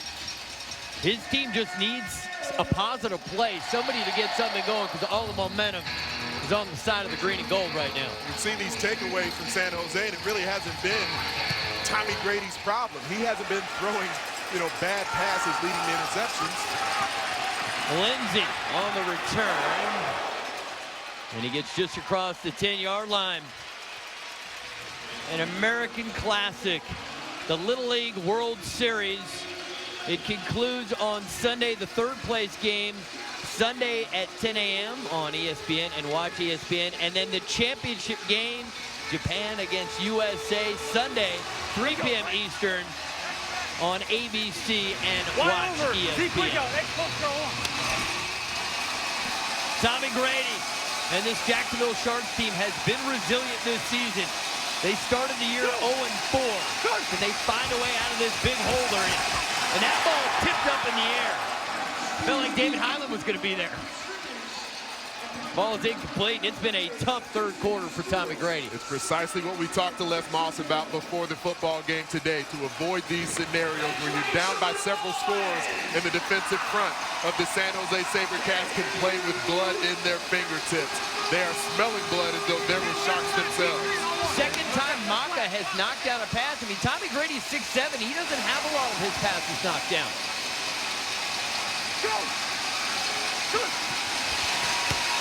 Set up the screen, and it's Rumpin. Plenty of green turf in front of him. And Rumpin needs to tuck that ball away. And he is out of bounds. I love the play call there. Outstanding play call against a pass rush that knew they were in penetration mode, trying to get into the backfield.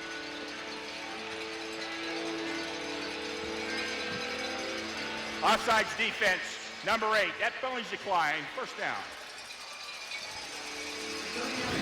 Mo Ruffins, very athletic from the tight end position, just allows Rodney Fritz to get up the field. He's off to the races. You saw me, Wolf. I wanted him to tuck that football away, switch it to the hands, make sure they don't come get it, big fella. I thought you got to put it in the left hand. Or at least cover it up with both. First and goal. Grady keeps backing up. Flag is down. Joe Hills can't make the catch.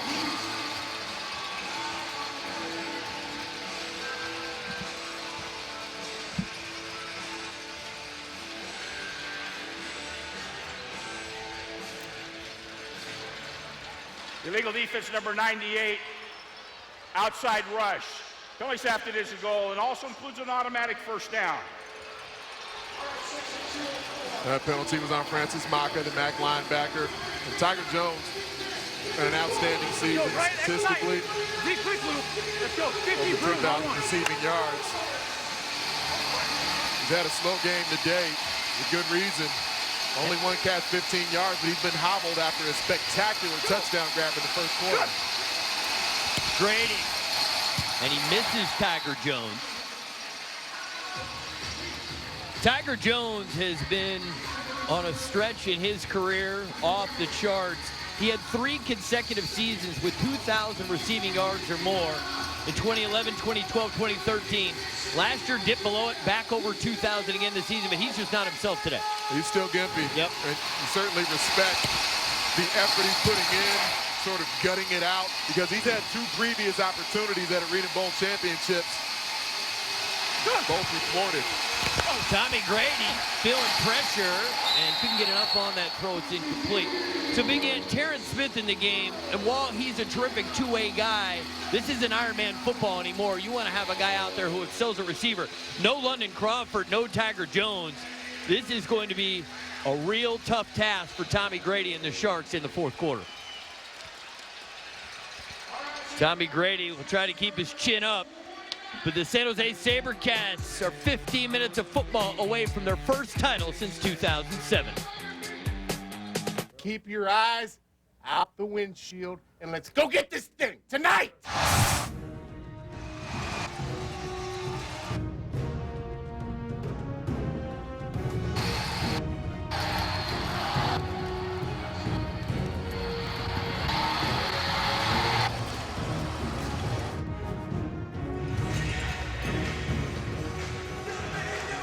That is great work by our ESPN crew.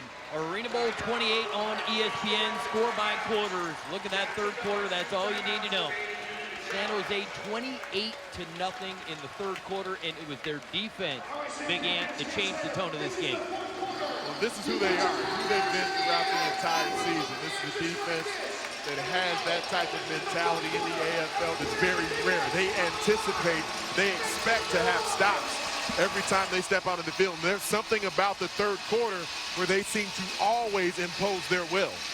During the regular season, they outscored their opponents 203-93 in the third quarter. Go! Third and goal. Good. Grady keeps backing up. And he throws, and it's out of play. Want to remind everyone we're in Stockton, California. San Jose had the best record in the AFL, so they're the home team.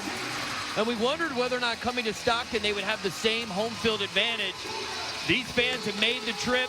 The locals have put on a great show, and it is a huge home field advantage here in Stockton. Difficult to overstate the level of execution and effort that went into bringing this atmosphere, this environment from San Jose, and making it a home game for the SaberCats here at the Stockton Arena. Fourth and goal. Go. Sharks desperately need a score. Grady looking for Hills, can't get to it. Another stop from the SaberCats.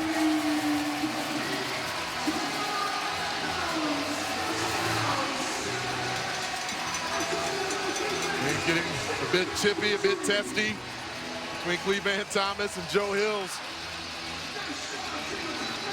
Hills has had to be the main receiving threat, remaining in the lineup with London Crawford having to leave the game with an injury, and Tiger Jones having to gimp his way through the lineup after going over the boards in the first quarter. Well, if you recall the awards dinner, the thing I was most looking forward to seeing was the Jacksonville starting three receivers against this San Jose defense. Unfortunately, injuries have changed the story. Eric Meyer, plenty of time. And Reynolds cannot make the catch along the boards. We highlighted a moment ago, with no Joe Sykes in this lineup, the Riddell Defensive Player of the Year in the Arena Football League. And so the question in this fourth quarter will be, can this Jacksonville Sharks defense that played well throughout the season, was in the top 4 in the AFL throughout most of the year in the significant categories, but without Sykes, without their MVP on that side of the ball, can they come up with the stops necessary to get back into this game? It's a team that created a lot of turnovers in the regular season, Anthony, 43 takeaways. Meyer. Reynolds to catch, and he fumbles it. And Terrence Smith has it, but they're going to say incomplete. I wonder if we're going to need a second look at this play. Now keep in mind, Jacksonville already tried to challenge once, didn't win the challenge, and lost the timeout. And they are allowed a second challenge. You get 2 challenges per game in the Arena Football League. Doesn't matter which half they come in. Initially does look like a clean catch as Reynolds is starting to wheel around. You got a challenge here, Anthony. I mean, you got nothing. You're down 22 points. Agreed. Whistles are blowing, and there is a red flag on the field. If you're just joining us, Dave Cataya will explain what's going on in the field, then he'll head over to the replay monitor. They will go through the replay. You will hear our producer talking to Dave Cataya, and you will see the exact same replays that he will see in order for him to make a decision.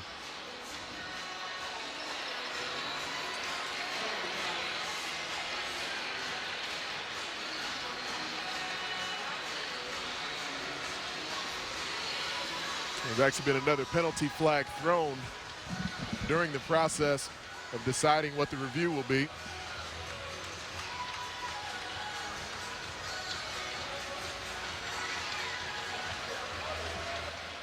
The rolling on the field of an incomplete pass has been challenged by Jacksonville.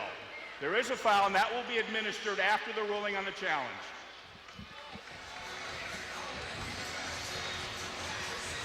So this one, after looking at it in live action, I think it's going to be one of those bang-bang situations. It's going to be a very close call for Dave Kataya.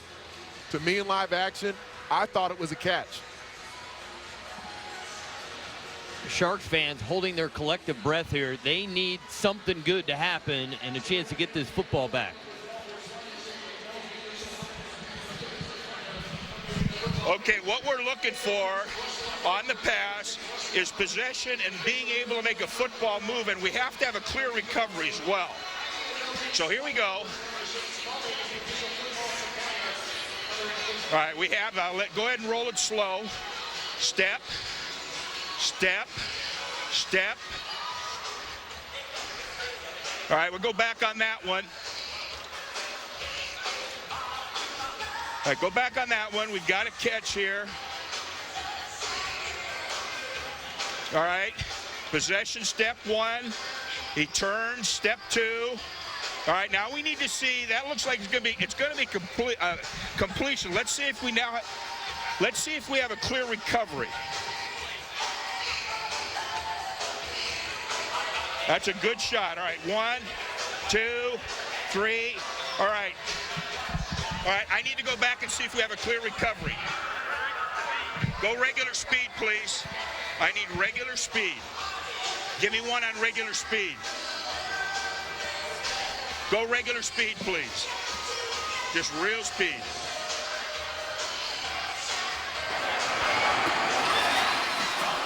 All right, thanks. We're gonna go on stands. That's not a football move enough to cause a fumble.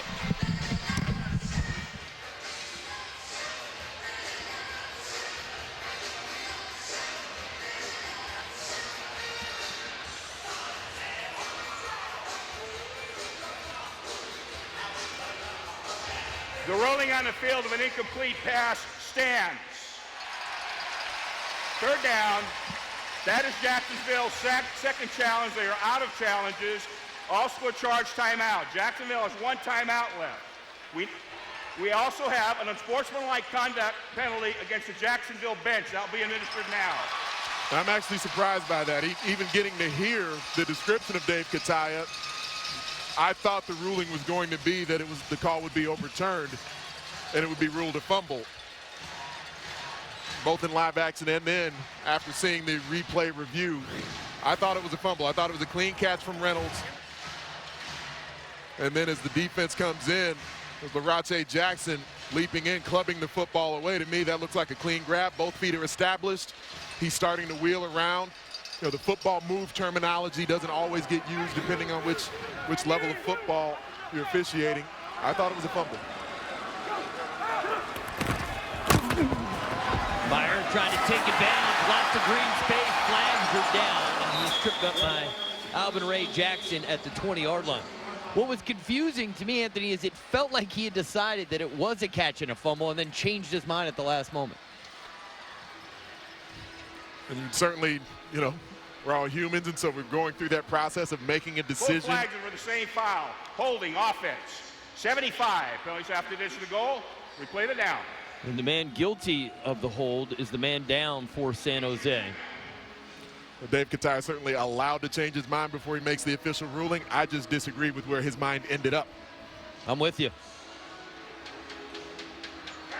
Unfortunately for San Jose, they have a proven veteran, a fourth offensive lineman dressed in Jeff Maddox in case Dixon needs a break. We'll step away for a moment. We're coming right back on ESPN. Cornelius Dixon being helped from the field by the San Jose SaberCats training staff. They'll have to put Jeff Maddox in the lineup with his injury. But history was made in the Arena Football League so far through 3+ quarters. Terry Valenti, the line judge, first female to officiate in an Arena Bowl, and just Thursday night at the postseason award ceremony, named the AFL Official of the Year. We've had the opportunity to spend some time with her through our travels during the 2015 season. She's a class act and does a really good job. Sarah Thomas, the National Football League, the first full-time official. Reggie Gray, and flags are down and Eric Meyer took a shot, and things are getting real frisky now. Odie Armstrong getting into it. Jean-Baptiste, second-year man out of Baylor, and he's the one who hit Eric Meyer. Let's see if it was clean or not. Personal foul, roughing the passer, 91 defense, low hit.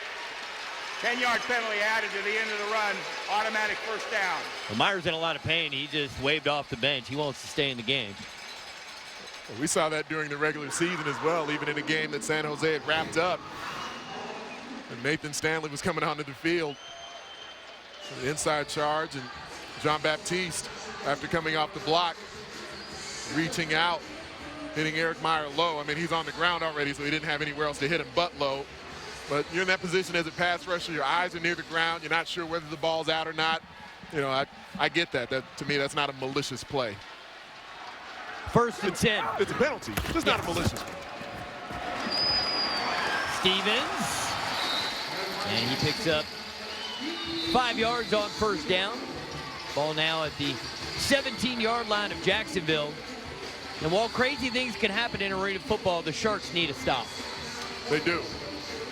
This defense has to step forward. It's a 3-score game, still a lot of time remaining, and we certainly know what happens in the final minute of the half.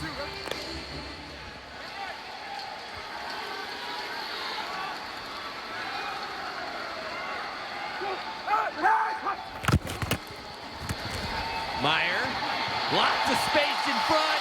No one's going to touch him. Touchdown, SaberCats.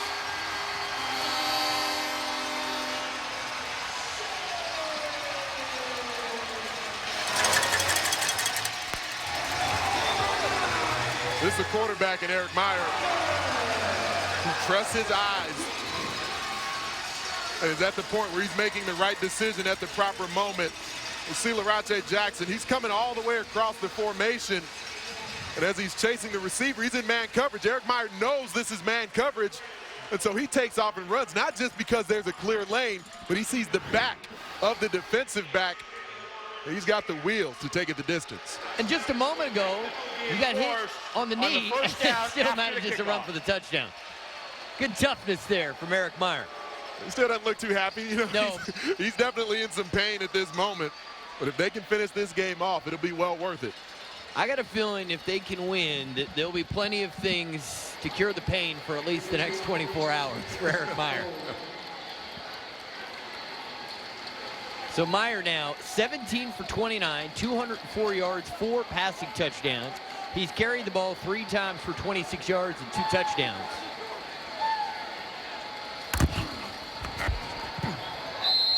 And the extra point is pulled to the left.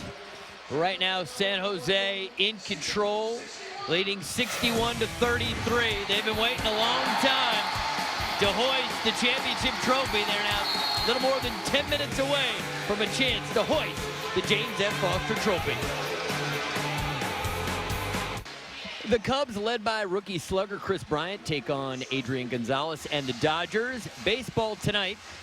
Sunday night countdown. Get your coverage started at 7. Then it's Cubs versus Dodgers Sunday at 8 p.m. on ESPN. And watch ESPN. Baseball rules on ESPN. You don't expect to see one team shut out in a half, and there's still plenty of time, but Jacksonville yet to score in the second half. That's rare. Yes. Especially for an offense as been as prolific as Jacksonville's has over the past couple of months. Another bar ball, and fortunately for Greg Reed, the ball goes out the backside of the end zone, and let's go to Sed. Well, fortunately for Sed Bonner, it looked like Sed was maybe going to have to recover that one. Hey, you see me get out of the way real quick? I saw you try to get out of the way real quick. I got out of the way real quick. Check the tape at Big Ant. Hey, watching Eric Meyer on the sideline, they checked him out, checked his knee out. I think he'll be back in the game. This guy's playing unbelievable. He's using his head. He's being smart with the ball, using his legs, making good decisions. And that's why San Jose has exploded to this big lead. and said, I don't think that Tommy Grady has played badly in the second half. There's been bar balls, there's been pass protection issues. What do you think the Sharks can do to try to mount something offensively? Well, they need to put some points on the board. I mean, they've been stuck. It was 33-27, and what seems like 20 minutes ago, and now all of a sudden they're way down. They've got to get something on the board here. They got to put a drive together. They've been in disarray the last few drives. A lot of holding calls. They just have to make plays. Terrence Smith in the game. He makes the catch and has enough for a Jacksonville first down. And said reference how it feels like forever since Jacksonville scored. Last time they scored, 15 seconds to go in the second quarter. Right, wide back, 50 hit, wide poke on. So Terrence Smith, in a way, almost giving a breather to Joe Hills. He'll have the poco opportunity, post or corner. Grady looking for Smith, and he's got it. Touchdown, Sharks. Fresh legs out there. That's Arena football, Wolf.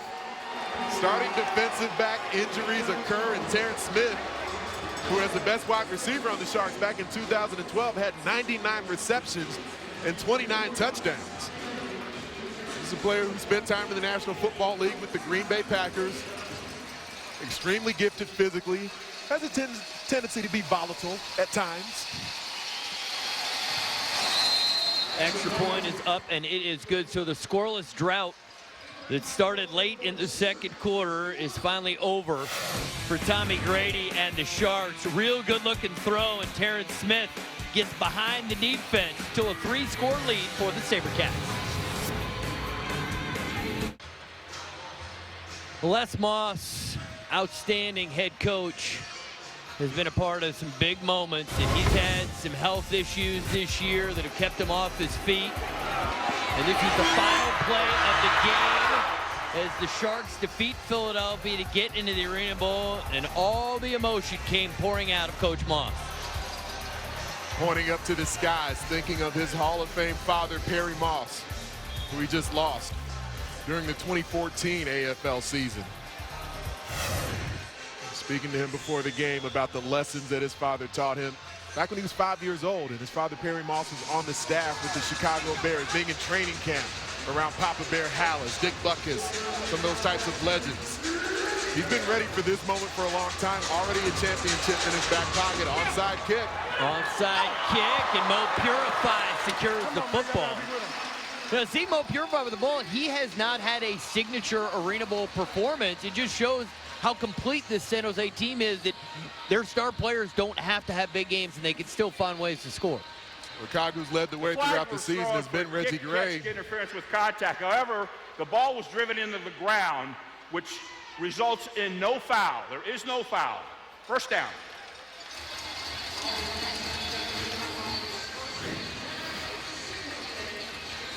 So Nathan Stanley in the game, and he has started games. And his numbers, albeit only in a couple games, Anthony, better than 60% completions, 20 touchdowns, 0 interceptions. So this guy can play. Nathan Stanley throws it up, and DJ Stevens was interfered with by Greg Reed.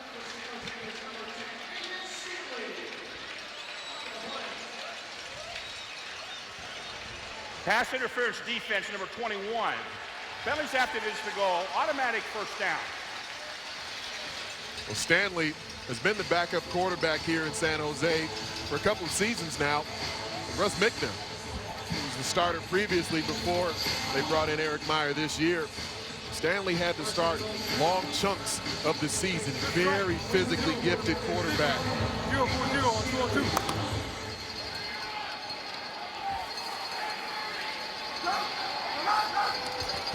Stanley, all kinds of time, delivers on time. Reggie Gray, touchdown SaberCats.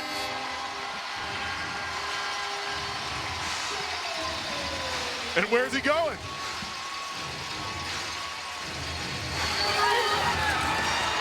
Getting all his teammates involved on the boards there.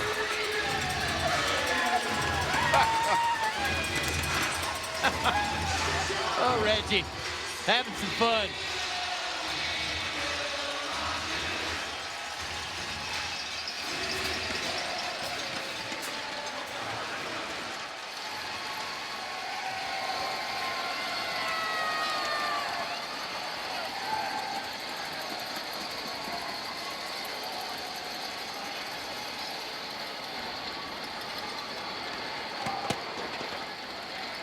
Nick Pertwee taking his time getting this PAT lined up. 5 seconds remaining on the play clock. Why not? The clock's ticking. Extra point up, and it is good. And Reggie Gray has left a lot of jock straps on the field throughout his career. This move was a thing of beauty. And Greg Reed is as physically gifted as any DB you'll see. Breaks him down, breaks him off, breaks free towards the front corner of the end zone. He knew he'd done something special there, which is why he took a little bit of extra time to make sure everyone knew. I think he also wanted to let everybody know that he's in great physical shape, that he's not tired. He's going to just run the length of the field. Taking some photos of his teammates. Yeah. And says, guess what? Excuse me, I need to get over here. Get a photo of me as well. Here's another one. I'm on the wall. I'm involved. Reggie, 9 catches, 95 yards, 3 touchdowns.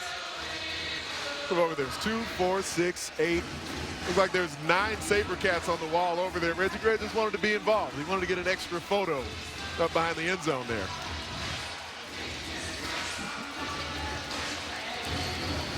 Well, Greg Reed back to return this kick now. At Florida State, led the nation in punt returns. He can be electric with the ball in his hands. He has had difficulty fielding the football cleanly on the net.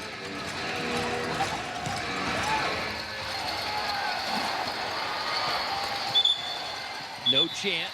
It hung in the slack net for just long enough that they blew the play dead.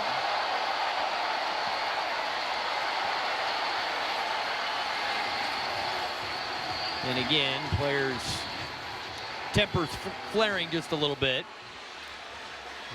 In the second half, San Jose has outscored Jacksonville 41-7.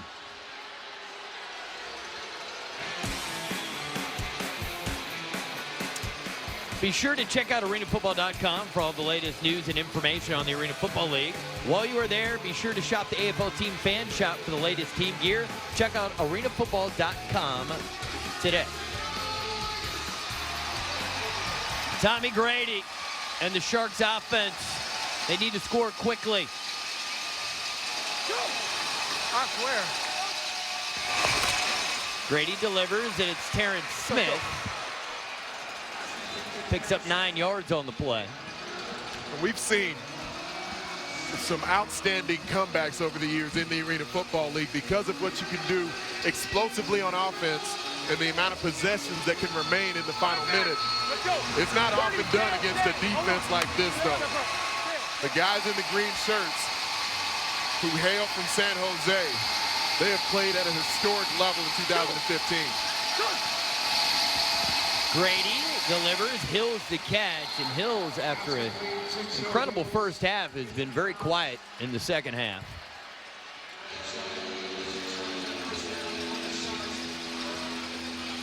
London Crawford was lost to the Sharks all the way back in the first quarter. London Crawford, a vital part of their receiving corps.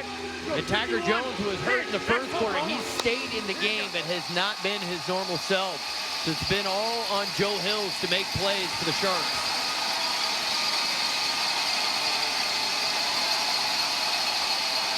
Grady completes it. Tiger Jones will stay right there on the turf. And Highland at the jack linebacker position for San Jose, going for another deflection on that snap. Just narrowly missed it as he was leaping from within the box. He's got his hands on his fair share of balls so far in this game. The deflection there from Francis Maka, leading to a touchdown. And then here, hustling down up the pipes, off the ball, Highland. Not just the catch, but 2 spin moves into the paint for the SaberCats. Grady and Tiger Jones can't secure the football. There was a defender flying at him, Fred Obie.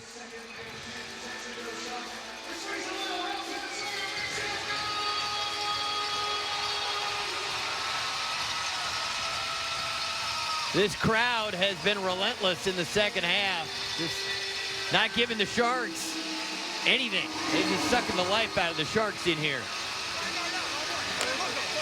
And it's double duty for Tommy Grady because he's the lone remaining quarterback in the AFL that calls his own plays, and so as a signal caller executing QB plays, he's still got to think through the game plan as well.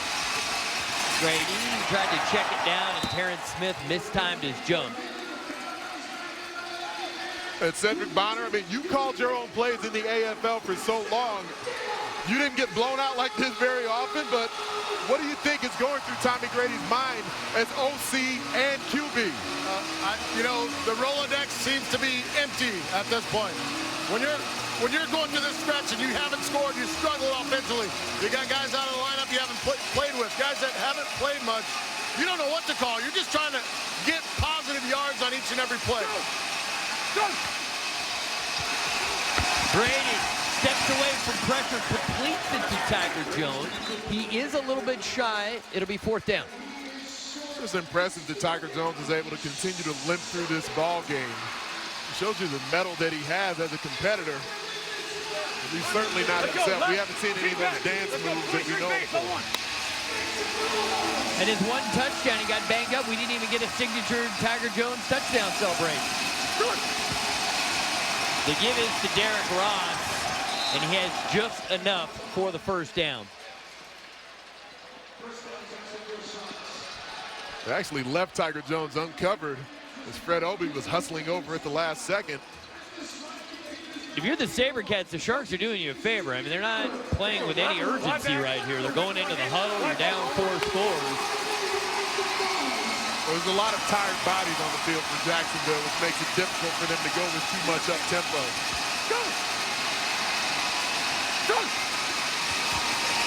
Grady Smith.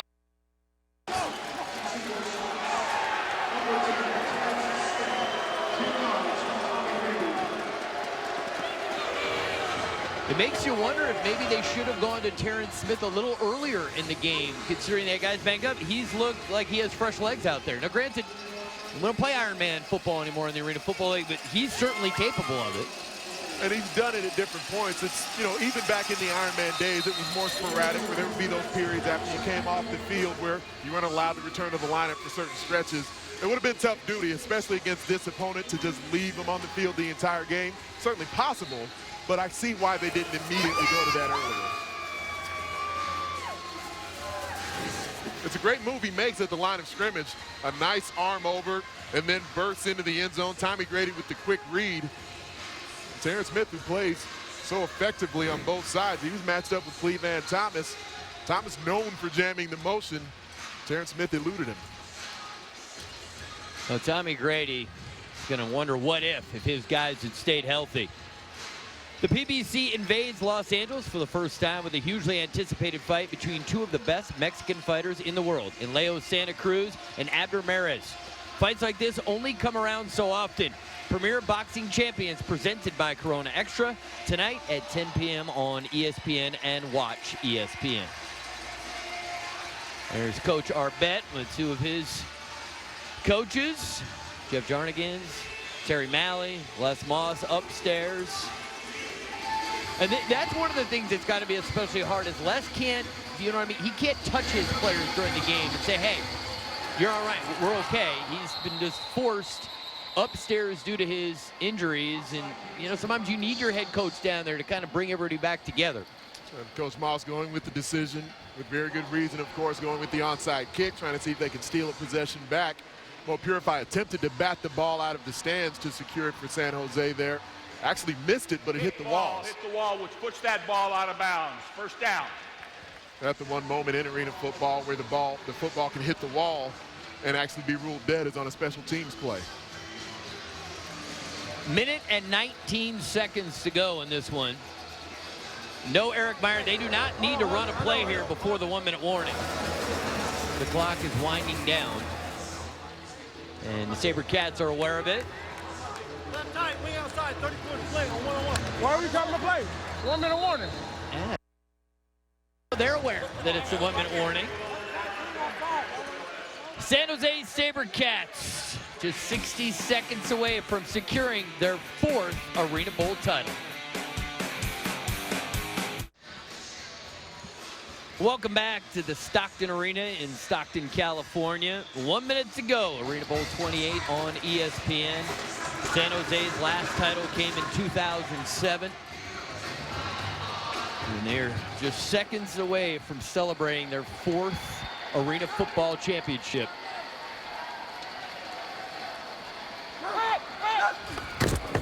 The give is to Odie Armstrong, and he picks up a couple of yards.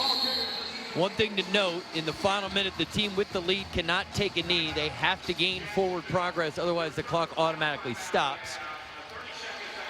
Jacksonville has used a timeout here. That is their 3rd and final timeout, so they will not be able to stop the clock again. This celebration's been a long time coming, Anthony, for San Jose. And from knowing how they celebrated their 3 previous titles, there's going to be an epic celebration following this.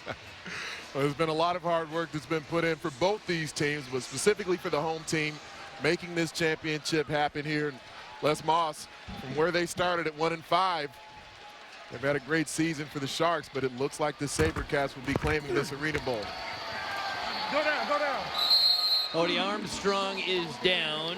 Now they're going to have to run one more play.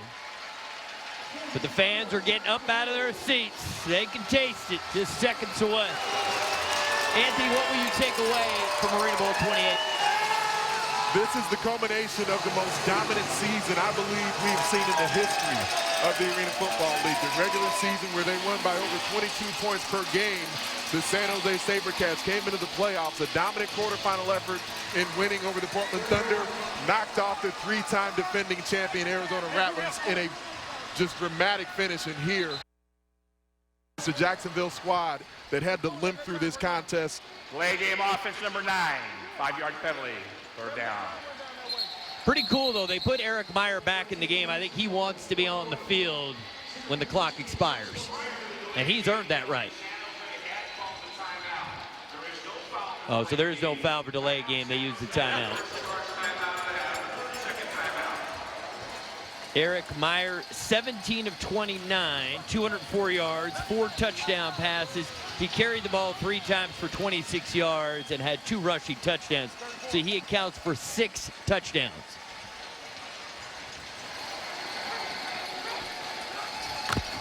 And the give is to Odie Armstrong, and that will be the final play of Arena Bowl 28.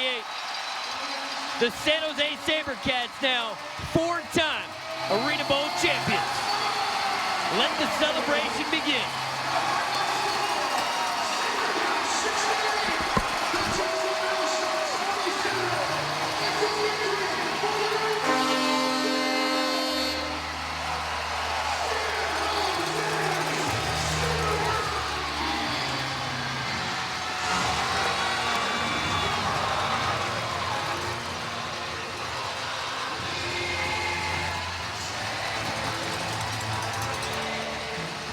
Let's go down to the field. Seth Bonner is with Arena Bowl 28 star quarterback Eric Meyer. Take it away, Seth.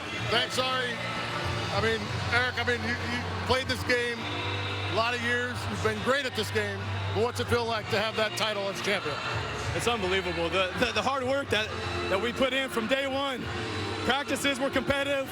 We get yelled at every day. We're getting yelled at this week. And from the coaching staff, from the organization, the fans, I'm just so happy to be a part of it. Take me through your process coming into this game, your first start in the Arena Bowl. What was going through your mind? How are you approaching this game coming in tonight? Just taking it as another game. We know it's the Arena Bowl, but not make it bigger than what it was. It's just another game. We prepared the same way we did all year, and it was just excited to be here and obviously to come out on top. Well, congratulations, champion. Thank you. Good job. Much. Thank you very much, guys. Great job tonight, Seth Bonner. And congratulations to Eric Meyer, who will now forever be known as an Arena Football champion. And there is the James F. Foster Trophy, the biggest trophy in all of professional sports. Well, the celebration will be ongoing. If you want to see the championship trophy presentation, that'll be on ESPN News. Final score, San Jose 68, Jacksonville 47. Stay tuned for Premier Boxing Champions coming up next. For Anthony Herron and Seth Bonner, I'm Ari Wolf saying so long from Stockton. Congratulations to the Arena Bowl 28 champions, the San Jose SaberCats.